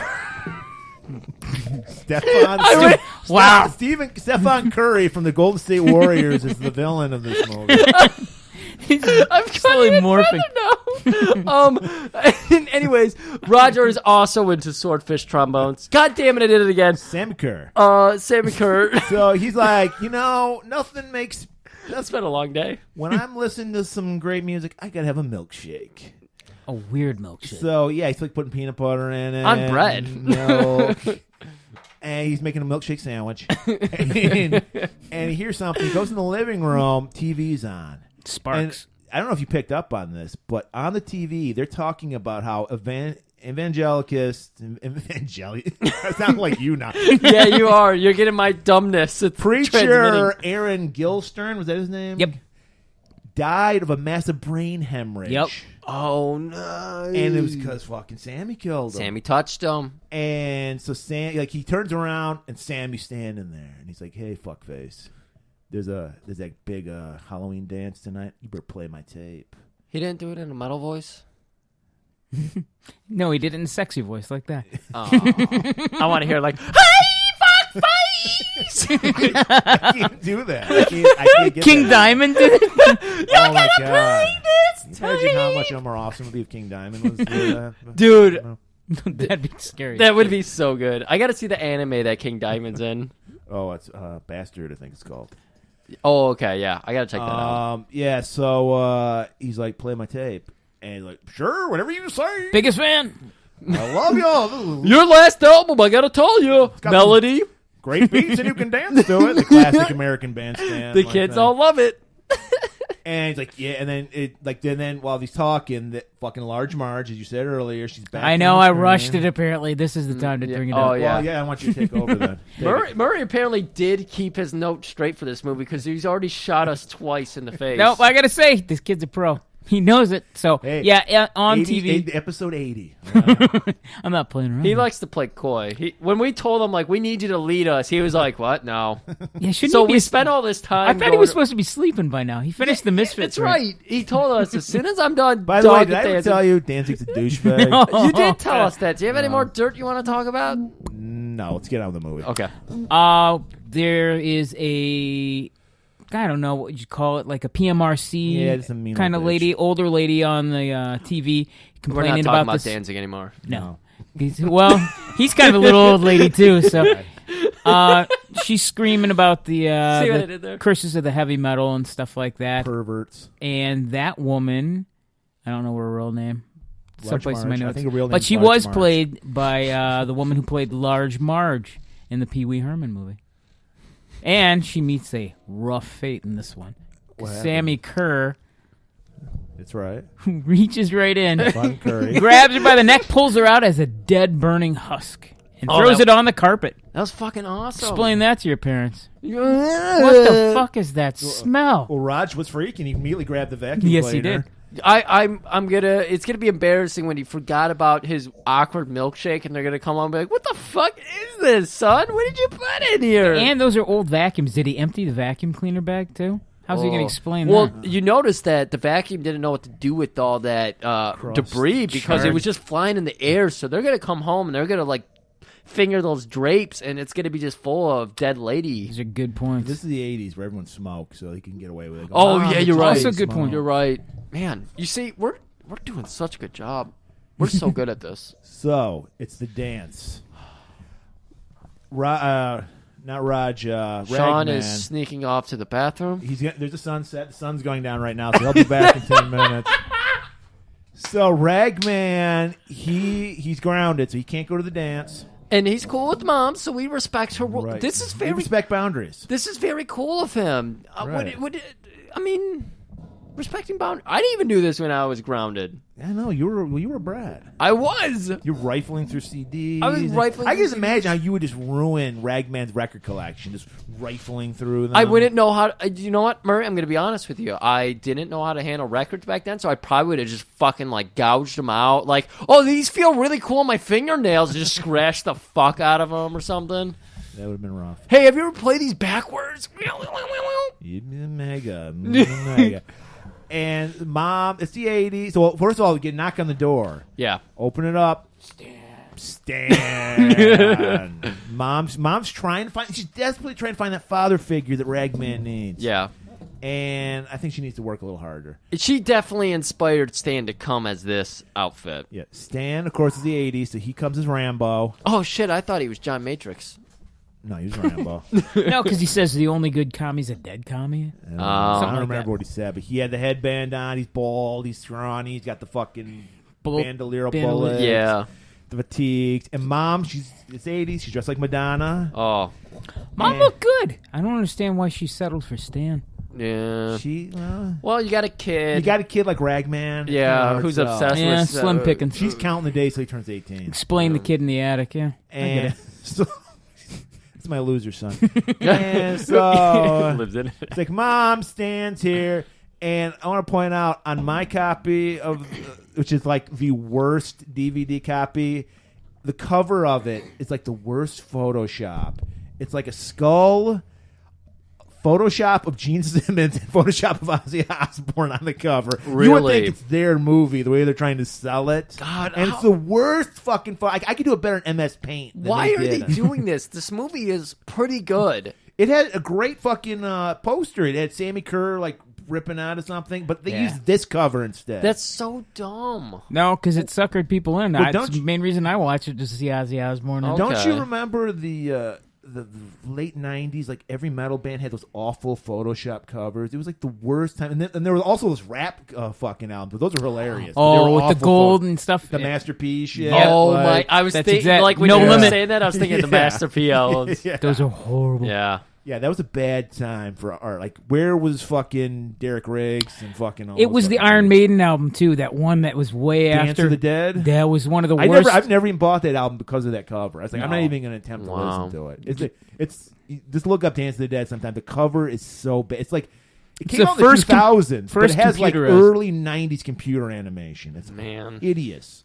Anyway. No bueno. Check out the Instagram. On my DVD copy, it was apparently we had a better Blu-ray copy we were watching right before we did the show. You could see the boom mic come into the screen. So just from, if you're, I'm sure it's on YouTube if you ever want to see it, or on Laserdisc. It's definitely on my Laserdisc because that's what I watched it on. But so she takes off and she's like, hey, just hand out the trick or treats to the kids. And he's like, whatever, Mom. You know, he's like, woo, we destroyed the tape. Nothing to worry about here. We're ready to go. Cut back to the school dance. Roger shows up. He's got that tape. He's sweating bullets. He's terrified Sammy Kerr is gonna fuck him up. He's on a mission. He's just about to put the tape in, and then he hears Judas, and he's like, what? And it's Leslie. Judas Priest? Is that Judas Priest album? Is it Turbo? I love Turbo. Oh, man. And that gives a little insight into her, too. She's not really fake either. She knows bands. Yeah. She's fucking awesome, man. She's like the dream girl. I would love to have dated her in high school. She's the most patient girl in the world. If you were in high school, who wouldn't want to date like a 35-year-old girl? Hey, she looked like she was in her young 20s, too, at least. Her and Eddie looked in their young 20s, at least. But yeah, you're right. Who wouldn't be into her? The whole question is why is she into him? That's why I'm still bothered. The whole time we watched this movie, this is only the second time. You watched this last night, but right. I watched it live today, and we're doing this episode right after. This is the only second time we've done it, and it's interesting every time. But the whole time we were watching this movie, we're like, why is she into him? What quality? Is it the mullet? That's why I said she must have some slow person in her life. Yeah, you did. You did. You gave it. That's probably the best reason I can think of. Because the music is not enough to accept his douchebaggery. This kid is an asshole. Yeah, personality-wise, it's not that great. He's not a looker. He's not a good personality. Got a mullet. He's a bit standoffish. Yeah, he's way too into it, too. I don't know what he brings to the table there. I can't imagine. Maybe it was that ass. Earlier on in the beginning of the movie, she was like, could be. Oh, and then, of course, 4 inches. From the ground. You guys are pros. That's Sets it up, knocks That's it not down. a compliment. Yeah. She was laying on the ground. So he hit the fortunate. And so... Just like Sammy Kerr's of podcasting. She's looking for... Rags. She's like, where's Rags at? You and Rog and Rags? Rags. She's calling him Rags. You and Rog and Rags. You're like Bip and Bob.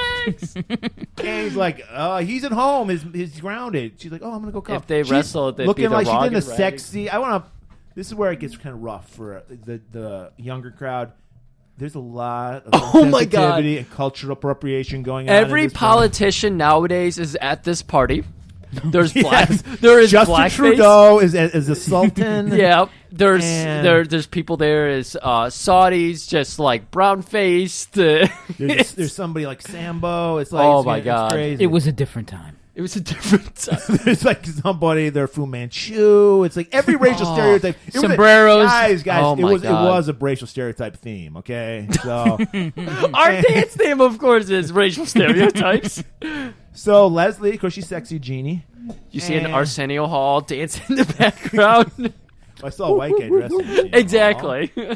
And so it might be a little upsetting for our younger listeners. But might be. Is that your belly? Is your belly upset about that? Wow. Yeah. Jesus. So His belly's triggered. Oh my god. My belly needs a safe This place. is 2 weeks in a row I've heard him actually laugh. So Jeannie's like, Rags isn't going to be here. I bet I better leave. So she calls him up, and she's like, hey, are you going to come? He's like, no, I got grounded. I can't come. And while they're talking, he's like, wait, zip mega. And she hears that in the background. She's like, He's mega now, too. and she's like, what the fuck is that? I don't know. Fucking Roger put it on. It's this sweet new mixtape he came up with or something. It's real experimental, like industrial music. It fucking rocks my sweet little 18-year-old pussy. And... Would you come fuck me already? I just want to point out, she's dropping all these hints that she wants to fuck, and they're going right over his head. All of them. She's like, I'm kind of naked right now. I'm in the bathroom, by the wood shop, Crush 66, and I really need my deep six crushed. No, I need a tongue in my groove. Partial. I think she said. Oh, okay, that's a good one. And, That's way better. And it Way totally, better. and much like it just went over everyone's head in this room, it went over his head. But he's so obsessed with Sammy Kerr, that's his true love. Yeah. That he's like, fuck, I gotta get there. So he takes off. There's this girl like called Trick or treat, smell my she was feet. dressed as like Spicoli Princess from Fast Times, and she's Yep. like, hey man, trick or treat. And he just dumps the whole thing. It's like, whoa, Which of these bars has the weed in it, man? He's like, they're all edibles. And then he walks off. Edibles and sixlets. He runs to his Fuck Ragman mobile because he has a vanity plane that says Ragman. Yes. And, Oh, Murray, this is where trouble. Because he forgot he left one of his mixtapes in the dash. Here's what makes me very happy. The rules. They're very consistent.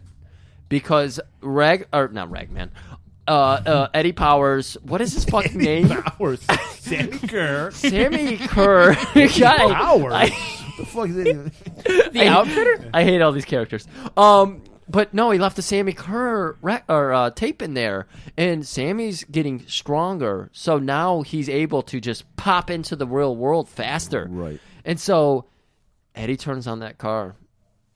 That tape starts up, and Sammy takes over the fucking car, and he just starts driving them everywhere. This is an actual good chase scene because it's him in the car driving through. It's like Christine.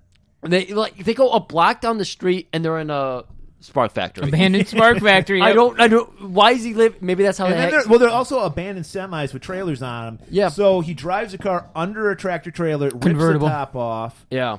There happens to be some barrels full of some flammable substance. just sitting there for no instead reason. of throwing them into the ocean when we had regulations, you just put them in a barrel and left them there. And wait for somebody to explode them. Well, I think you can do that now. Now that we're rolling back regulations, so we throw it in the ocean again. Because fuck that. Who cares? So he Topical. just grazes a barrel, sets the car on fire. So the car looks like a Ghost Rider car. It's on fire. Takes off, goes to a bridge. And then I guess Sammy has some, because we learned, this is what we're going to learn at this point in the movie. Sammy cares. Yeah. Because he doesn't kill Ragman. He just scares him. He stops the car halfway off. It's Halloween. He spooks him. I thought Ragman crawled underneath and unhotwired it and then pushed the brakes, and he stopped it himself. Unhotwired it. You know what I mean? He was messing with the electrical underneath it and used his hands to press down the brake. On that. I think Sammy said, "Hey, this is a warning. Like, you're still my bro. Yeah, but I thought it was kind of like, I'm gonna go do this thing. I know you know my plan. I'm gonna put you somewhere where you can't get me. That's a good, because I you like are my that. one true fan. I like so that. I want you around. I think, and he knows how to stop Sammy. So that makes sense. Yeah, I think that's what it was. I don't remember him unwiring anything at that. I remember him point. trying to stop the car with his hand. He was doing that, but in another part in the movie, he actually hotwired police car Oh, too yeah, and stuff like that. But we'll he knows get to that. He knows how. He knows how to hotwire a car, and he. Well, does he really? Because he did the passenger side. He basically unplugs the radio. For all intents and purposes in this movie. But anyway, so for all intents and purposes, the car is hanging off the edge of a bridge. For all intents and is this bridge like under tortoises. construction? Because there's like half a bridge. Yeah, I have no idea what's going on. He's just like elevated now. He's like, And if you look closely, you can see a jack holding the car in place. And he makes a beeline for the school. But we're going to go back to the school.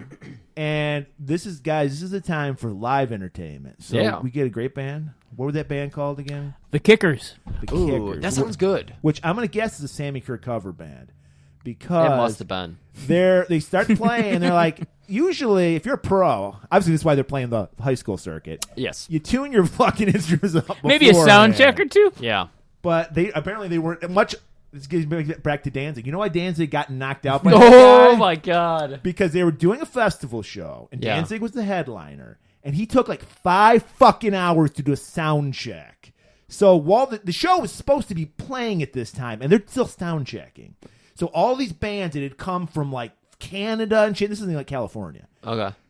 Got kicked off. They just came for this one show. They weren't like on tour. It was like a festival show.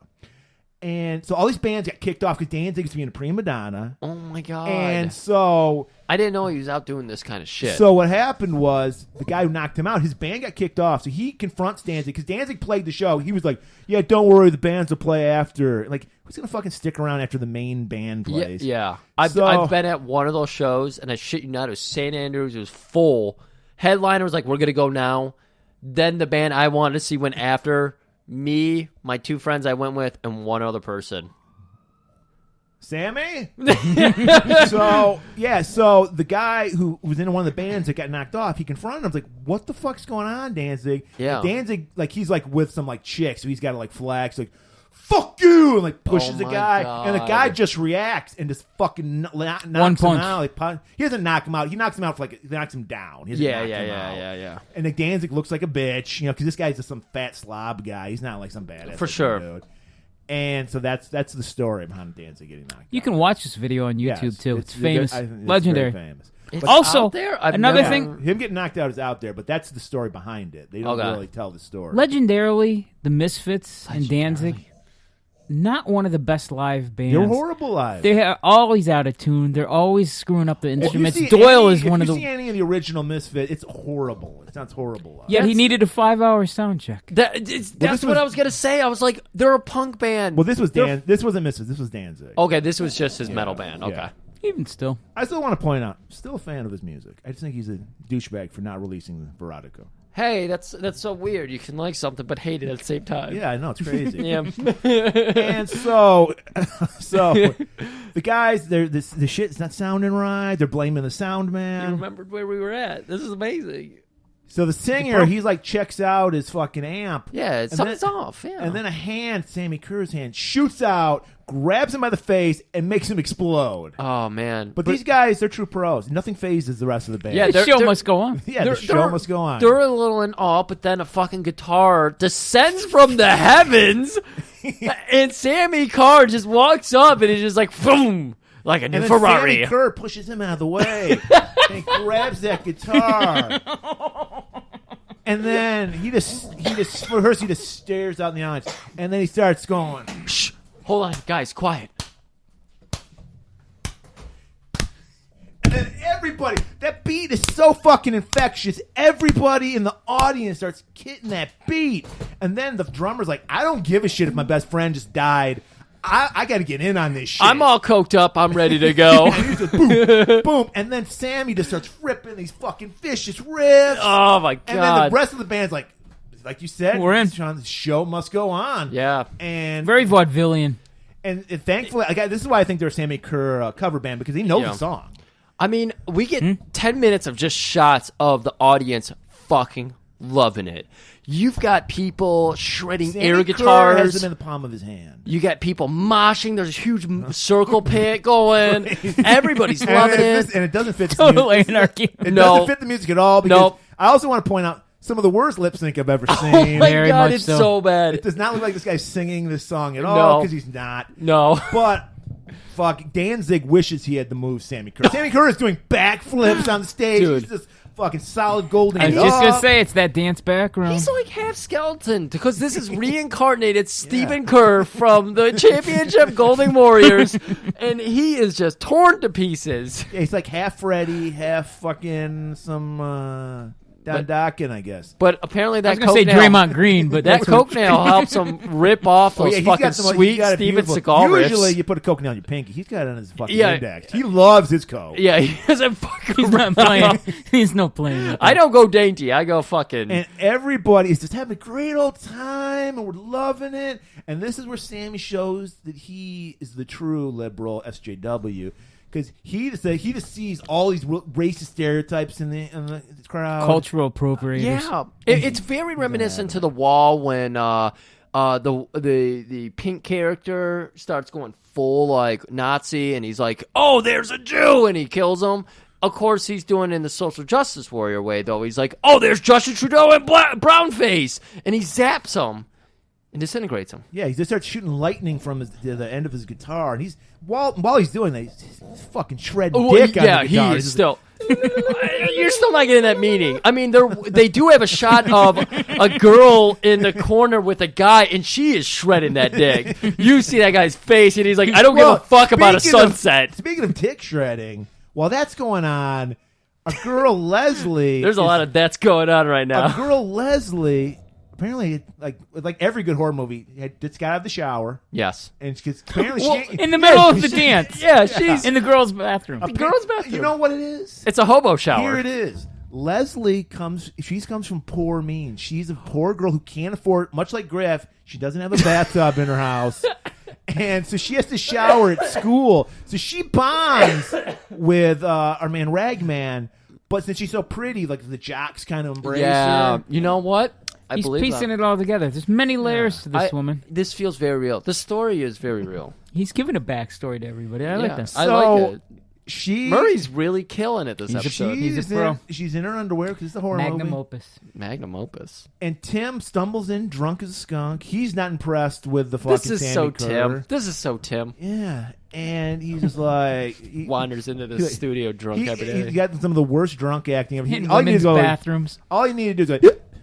That's how bad his drunk acting. Hiccup, maybe when he goes to put his hand on the wall, he slips a little bit. Doesn't do it. Hey there, Leslie. I got a snake that needs draining, girl. You see the sunset? It was high. And he pins her against the wall, and she's like, get the fuck off. He's like, we fucked one time. Yeah. So he's using the rule, if you fuck somebody one time, it's never rape. Yeah, I explained it when we were watching the movie. It's like a passport. You have 3 years before. I mean, it's longer than that for an actual passport. But for the fuck card, it's 3 years. 3 years. Is the year. That's what you signed up for. And that's why they always say you can't rape your wife or your husband. Right. Because when does the 3 years start and end? Oh, You're married. What? These are the rules, Sean. I didn't make them. All right, it's out I just there. want to lay an old boy on you. Oh, okay.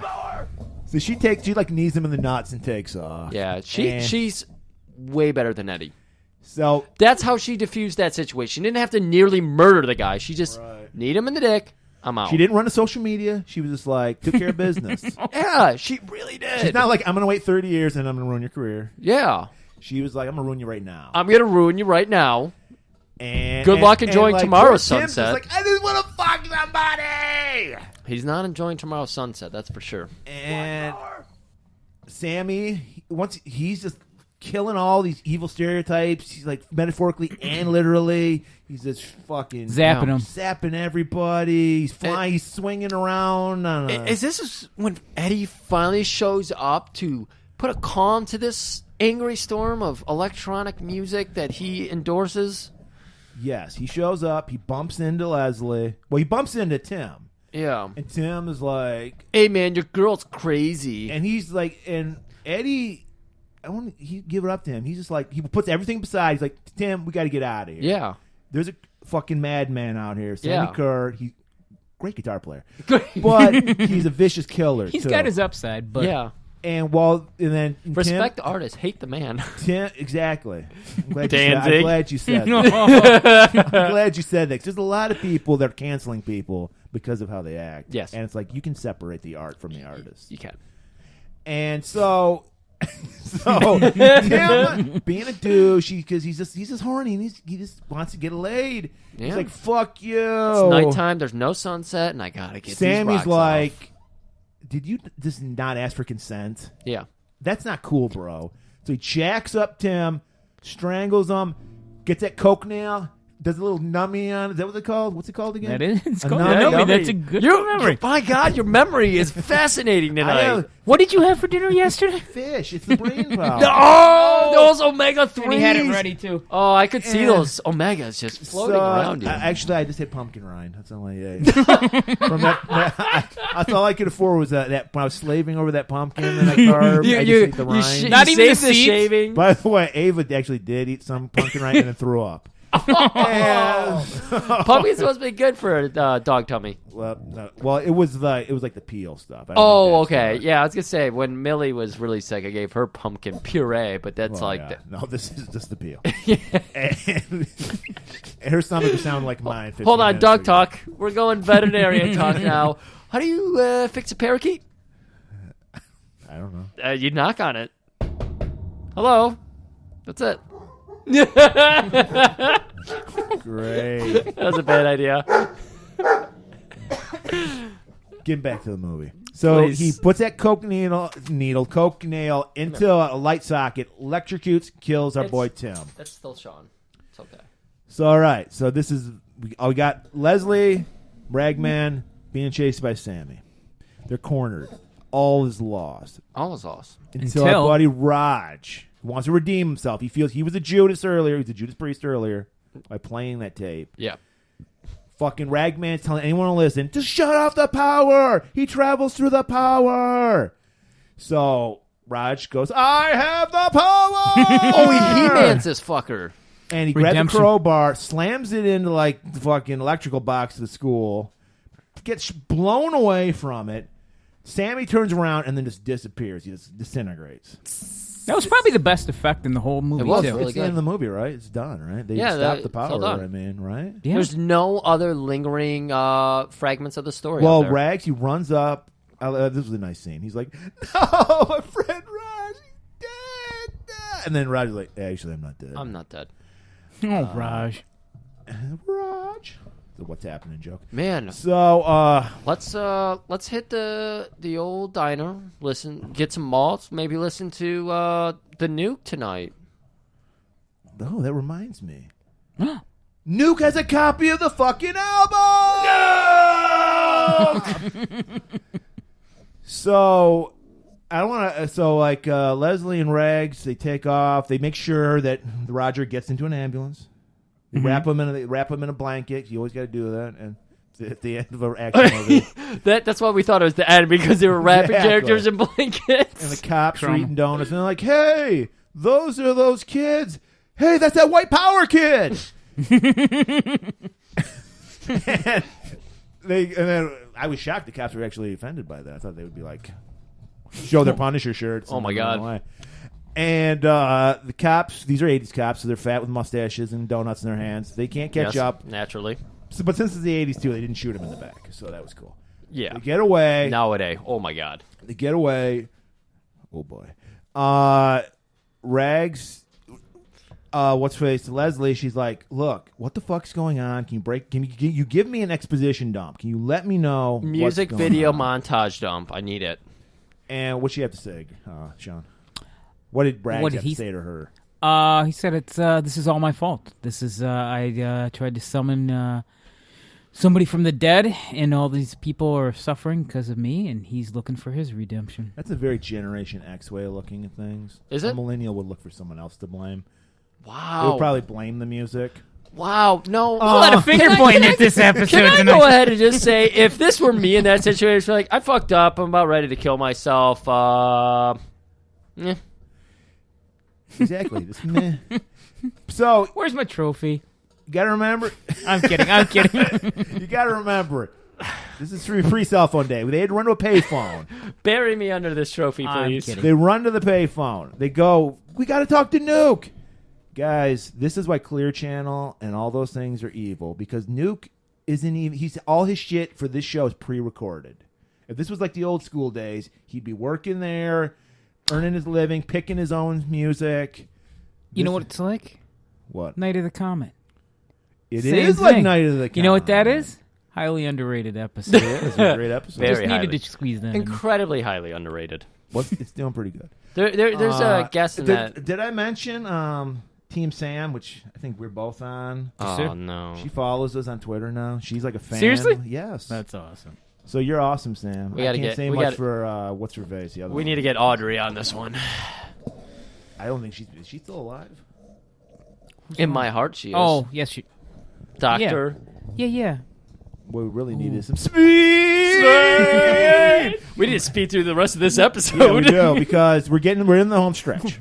We really are, but yeah. So, like, what this Shonda said, we got the exposition dump. She knows everything. She's caught up. This is what happens. We got to do this. We got to destroy the master tape. Nuke isn't there. It's pre-recorded. They're playing it. So they have to go to the radio station. But how do they do that? They don't have a car. Yeah. Well, Mom's keys to her car are in the bathroom for reasons. Right, because Stan drove. Yeah. Well, he had Mom's keys. That's what I didn't even understand. I have no idea. Well, you know what? It's that great relationship. She trusts her son to have the extra keys. Yeah. So, which are kept in the bathroom where you keep the extra keys. They head into the house. Well, you don't have to keep it. I keep a spare pair of pants in the bathroom. Yeah. In case I shit my pants, I might need another pair. And we may not have covered this earlier in the movie, but our man Reg, who the fuck is Reg? Raj, and Reg is from Night of the Comet, actually. That's what highly underrated episode. 2 weeks in a row, we've got a cowardly character named Roger. So we had Black Roger from Yes, you're right. Now we have White Roger. Yeah, Nerd Roger. Yeah. Wow, all nerds. Roger from What's Happening was a nerd too. Growing up, my Roger was a bully in Doug, the animated show. I know a real life guy named Roger Jenkins who lived across from us. He was like a 30-year-old guy who would date like 16-year-olds. Oh, he's dead now, by the way. But killed by a 16-year-old. Rest in peace, Roger. Killed by a 16-year-old's father. Oh my God! No, he wasn't. But so yeah, we had a thing we didn't mention earlier because whatever. But Ragman. Because that's the only name I can come up with at this moment. But I probably identify Ragman him. Or White Power. Eddie. He listens to the radio in the shower. That's right. And as the rules have established... Well, he's destroying every radio. He's destroying every appliance in the house. He's fucking the toaster oven up, the microwave. He's not taking any chances. Yeah. And he's like, you go up to my room, wink, and find my keys. He's not savvy enough to say wink. She winked at him. That was the crazy thing. Yeah. She's like, I'll be in your room on your bed looking for your keys. You say you have do that? You had handcuffs in there? Because I brought my own. So he busts in. We get a fake jump scare where he busts in. Yeah. And he's like, those Playgirls aren't mine. And she's like, what? I don't know where your keys are. He's like, they must be in the bathroom. Oh, no. It's the last place you'll look. Oh, no. So, you're like you said, there's that transistor. When he's in he's got to have music wherever he's at. When he's taking a shit, he needs to listen to something. Sammy Carr. So, he's got a little Sammy Kerr. And he's got a little transistor radio, and they go in there, and it's all blackened, like burnt out. Melted out, yeah. And they're like, oh, snap. But they look around, they don't see him. We get the fake scare where they go by the shower curtain. Nothing there. Nothing there. It's no big deal. So he's like, whew, all right, well, here are my pants, where there should be in the bathroom. Yeah, of course. Going through them, and then all of a sudden Sammy just dives out of the ceiling, and he's like, cocaine! I do cocaine! It had to come up at some point. He's got the coke now. And... He doesn't have a coke now. He has a coke talon. He does. It is a coke talon. It's fucking sharp. And he never used. They should have been one scene where like stabs him and picks him off. Like, I thought he was going to do that to with Tim. I thought that's what because he just kind of scraped him. Well, on he the did poke it into the. Yeah, he poked it into the electro side. Yeah. Okay. But yeah, so they're like pinned now. So like Ragman's just hurling anything he can. He throws the hamper where you figure his pants would be. And Sammy, the klutz that he is, because he's wearing like the fucking giant platform boots. He's wearing the Gene Simmons boots. Yeah. He trips over it and his hand falls in the toilet. Luckily, our man Ragman watches a fuck ton of Snake Eater because he boobies wraps his toilet whenever he's not on it. So, fucking Sammy. Snake Eater, much under. That's the most underrated episode. Cowboy. Love it. Love him. Go listen to that after this. So he gets fucking electrocuted by this toilet because it's rigged up, which and is kind also of weird since he is a creature made of electricity. Yeah. But we're going with it. We're just going with it. So, Eddie and Leslie get into the car, into a cop car actually. They're about to get they get into the mom's station wagon. Yeah, and this is where that's right. He tries to hotwire the car in the passenger side. And they're like, this ain't Australia, motherfucker. Why are you like on the other side of the car? He's just trying to turn that radio on. He's just trying to impress her. And she's just like, she's fumbling I don't know what I'm doing. Plenty of she's time. like, dipshit, it's on this, like, you drive on this side. And also, I'm ready to fuck you now. Stop trying to impress me. And while that's going on, Sammy takes over the car because apparently Mom, I guess, she likes her mixtapes too. So she was listening to some Sammy Kerr on her station wagon. Station wagon just takes off backwards and just disappears. As luck would have it, earlier, a cop tried to kill Sammy with not kill him, but apprehend him with a stun gun. And, of course, Sammy's made electricity, so he shoots the electricity back to the cop, kills him, leaves nothing but some galoshes that the cop was wearing. He did do it in galoshes. I haven't heard. No, I know. I haven't heard that word in a long time. He did it in a very modern cop way, though. Like, put your hands up. And as he was saying, put your hands up, he's shooting. He's like, I feel threatened. Stop or I'll... Yeah, stop or I'll... shoot. Fortunately for Sammy, he is a supernatural being, so it didn't kill him. It killed the cop. Yeah. So there's a cop car just sitting there running. So that's when Leslie and Rags get in the cop car, take off. Yeah. And Sammy, the station wagon comes back, and went around the block, comes back, nearly hits the cop car. I thought that was a nice touch. Good touch. I loved it. They crashed it, though. Yep. And they take off. And then Eddie and Leslie, I believe they just make it to the radio station. Well, first, like, Eddie is like, hey... You ever drove in a cop car before? Check this out. Turns on the sirens. Runs through the lights. We saw earlier in the movie, Eddie runs through lights. Well, because he was so, he was a warrior. He was top of the world. He's empowered. But he's already run through lights before, but he turns on the sirens. He's like, I've always wanted to do this. And she gives him a really weird look when he says that, too. Like, she's like, why do I want to fuck this guy again? Exactly. Right. Everything leads to, why do I want to fuck him? You know, this reminds me of a scene, when I was going back to that YouTube video I watched, the 10 Things You Don't Know. There was a scene I wish was in here that got cut out, where earlier in the film, Eddie is fantasizing about being with Leslie, and he's like a barbarian, like Conan, and she's like up on his leg, like the famous, like, yeah. I wish that had been in the movie, but it wasn't. It wouldn't make any sense because Eddie is so uninterested in her, and yet she's so interested in him.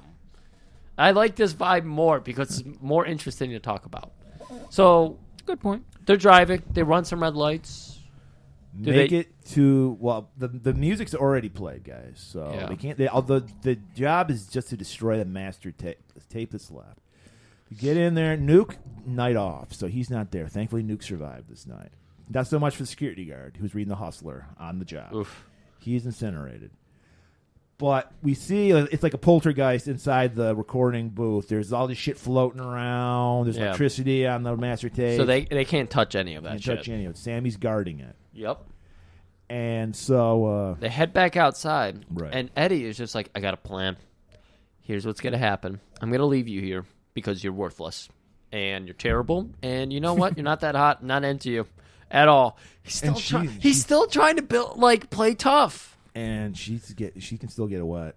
Yeah. Because she's just like, oh my God, why do I want to be with this guy? Never loved a man so much. And yeah, she's like, I hate him, but he's so independent. I love it. Right. So she's like, what's your plan, Daddy? He's like, all right, you're going to stay and then here. he does a Seagal and sits her on the ground. And he stands above her and goes, this is what we're going to do, baby. Oh my God. I want you to, if your pretty little head can count to 100, I want you to do that.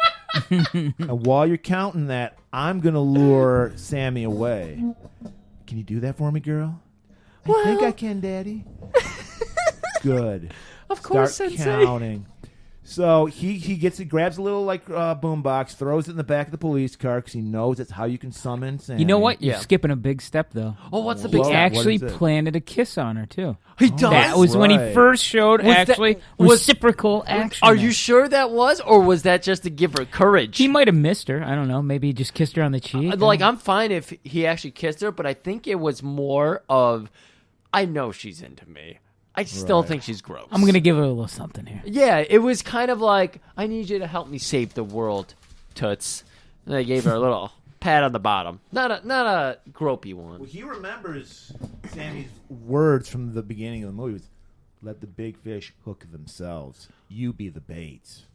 That's what he's playing. That's his game. Dude, Back to foreshadow. Oh, my God. Can we go get matching tattoos of that on our rib cages? Can we all go get that? I don't know if I have room anymore. I have so many words of wisdom tattoos. Since we've started this podcast, we're just getting all these tattoos on our rib cage.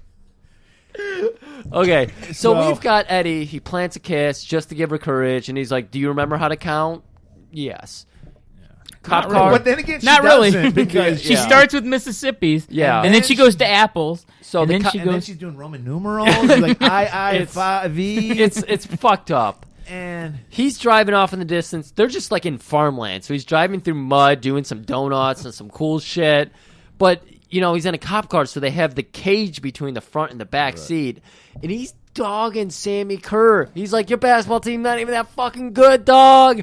I hate you. San Antonio fucking sucks. Oh, my God. why would I say San Antonio? Yeah, that's not. Doesn't Steve Kerr doesn't. Steve Kerr? No, we're talking about Sammy Carr. All right. So he's dogging him so hard. But he's taking it. Sammy's like, whatever. But then he says the one thing. The you one can thing- never say. It's like Marty McFly. the one thing I would say to Danzig's face if he was in this room right now. And you know what you don't say to Marty McFly? You don't call him, what is it, a chicken? No, well, I don't know what you say to Marty McFly, but he called him a poser. Oh, a poser. Oh. And that is the last straw. Sammy materializes out of that little boombox. He's pissed. Bumps through with his and guitar. He's just clawing with those little fucking coke nails against it. He's like scraping them. And he's like, yeah, that's right, you're a poser. While that's going on, she finally, it's like, 82-5 Omaha. She's already in the building, still counting. She's like rifling through the CDs. And she goes a little overboard. All she had to do is, because it's like those giant reel-to-reel tapes. Yeah. She could have just taken the reels off and broke the tape. And no, she just takes like a baseball bat to the whole system, destroys it all. But that was good because, little foreshadowing, at the beginning of the movie, Nuke complains about how shitty the equipment is. So maybe she's helping Nuke out. Oh, insurance. Exactly. Insurance claim. I was going to say, even our hero of a very unpopular, underrated episode, Night at the Comet, Sam figured out the radio station in a minute. And Right. Sam was the lovely idiot. Leslie is a genius. I wouldn't say that because I know she's listening. I wouldn't say that. Oh, good point. Yeah, don't blame me for my horrible. You don't even know what to call me. Master, Commander, Chief. Danzig. Poser. So, Sammy, furious, rags to riches because he is like, I know what I can do. This makes sense. I'm going to drive off that bridge that Sammy almost killed me on. So he drives the cop car off the bridge, crashes into the water. Electricity everywhere. You think fucking our man Rags? He's got to be dead. Hell no, he's got the No power way of he rock. could survive. No way. He just emerges. Yeah. It's probably one of those sweet bands from the 80s. What band do you think was in his heart that actually saved him? From Striper, dude. From Striper. To hell with the devil. Yep. That makes perfect sense. It was weird. When he emerged, he had a yellow and black stripe outfit on. Yellow and black attack. By his stripes we are saved. And then when he got up to Leslie, handed her a little Bible. Oh my God. And then he kissed her on the forehead and said, "This is where Not it until ends." we're married." Yes. He put those promise rings on her. I like to believe that like she unveils a necklace and it's Viper's logo. Who's? Viper? Who the fuck's Viper? That's what we were saying. Or we say Striper? God damn it! Striper. She reveals the Striper logo. They're both Striper fans. We're in and they don't fuck and they watch the sun rise. What are you talking about? They get married. Yeah, but they definitely watch that sunset and jerk off independently. This is where I want to. This is my theory. I want to say that all of this was in Eddie's head. He was mentally ill. He was not hearing anything. He actually went to the school dance, murdered everybody, and everything after that was a fantasy in his head where the girl fell in love with him. So this is like the Joker. Exactly. Yeah. He's in solitary confinement. Yes. Yeah. That's it. No, I believe that's how I want it. At the end, hot take. We just saw her first of all destroy the entire radio station, but he gets on the radio somehow magically. Yeah, he does. That's right. It ends with him going on the radio, and he pulls the Samantha. What move. was that weak line he Hello! said? Huh? He said like a weak line. Like it was what's his name's line. Why don't Nuke? you? Yeah. Why don't we kiss you all with some sweet jams in your ear balls? That was it, verbatim. Yeah, I remember. That was a great line. I remember Get things, that guys. tattooed on You your know? ribs. Like you said, we're out of room. Along with Viper. We keep. Well, maybe you can take the ribs that Marilyn Manson got removed and add to them to you, and you can have another rib. I'll put it right above my hip. Get an extra rib there. Get a tattoo right on it. So, guys, that's it. Schlocktober is over once again. And what a fucking bang. It was. 2 hours of a bang. Was it? Well, hey. Unlike Tim, not you, but Tim from our movie, we last... We last longer than a sunset. We last tens and 20s of the sunset. sun is rising right now. Yeah. Oh, my God. Sean has been checking his watch the whole time. I wasn't. No, I'm... Just making sure we're on track. I'm kidding. Sean, it's always great to have you. It was always nice to have another voice that agrees with me. It's true. You guys shat on me a lot, and I'm not happy about that. You can take it. Next time you get pizza, I'm going to the kitchen and I'm putting in a little extra ingredient in it. I want to thank everybody for listening to Schlocktober because, to be honest with you, I like horror as much as I do action. So I like to do these horror movies in October. Honestly, I think horror is the last bastion of hope for like these hokey movies. Yeah, and I forgot to. Did you even talk about Danzig tonight? No. I don't remember you mentioning Danzig. Who? Some dude. He was a guy we were going to do a movie is he like about, Sammy I think. Kerr? He is kind Sammy of... Kerr is the most extreme motherfucker. I don't know about Sammy Kerr, but I think he's more like Sammy Carr, where he's very forgettable. Exactly. Rick Ocasek? Yeah. He's very much like Rick. Speaking of Rickle. dead people, Griff. We need to get some dead people. Yeah. There's a podcast. I'm kind of ashamed of myself. I kept meaning to mention this, and it would have been perfect during Schlocktober to mention it. We lost a great legend who most people know from horror, but we know him John from Conyers? our award-winning John Conyers. Yes. Only people in Detroit would get that joke. No, the guy who was in our award-winning, our most popular to date episode, Foxy Brown, Sid Haig died. Oh, fuck Sid. That was about a month ago. Yeah. But who also died was a great actor by the name of Robert Forster. Yes, he did. Yeah. Who was in Jackie Brown, most known for. But he's also known for our next movie we're going to do, which I'm excited to talk about because I watched it for the first time a few weeks ago, and it's very gritty, kind of Death Wish-esque movie. I'm talking about Vigilante. Oh, man. Not only is Robert Forster in it, we got a fucking G&G favorite in Fred Williamson. Fuck. And in probably one of his first roles ever, a young baby, Steve James. No way. He's in it, too? Yes. No mustache, but he's in it. Oh, okay. Now I remember the no mustache thing. Yeah. Yes. I don't think I want to see him without a mustache, man. Well, he's That's only weird. in it for a little bit. This is mainly a Robert Forster, Fred Williamson jam. Gotcha. Which, that alone, oh my God. So I can't wait to talk about that next week. And also, by the way, just to make this episode more longer, check out My Name is Dolomite on the Netflix. Yeah. You haven't watched it? How dare you? We'll talk about it more. I haven't watched All I want to say about that movie is, please, I beg of you, white people that have just discovered Rudy Ray Moore, do not ruin him for me. Do not turn him into I'm Rick James, bitch. I don't want to hear you fucking the Tims of Trick or Treat saying put your weight on it. No, stop yourself from doing that. Just bask in the glory that is Rudy Ray Moore and enjoy his movies. Just soak in that alone, like our protagonist of this movie, Eddie, would do. Go under the staircase, listen to the sweet Dolomite lines, soak it in, and then just allow it to happen. So we'll see you next week. We're back in action, baby. Horror. We'll save it till next October. It's back to action with Vigilante. As always, on this very, very cold night. Keep it warm. And hey, Roger, what'd you think of this episode? Oh, it's loud, fast, and thrashing. A little bit short on the melody.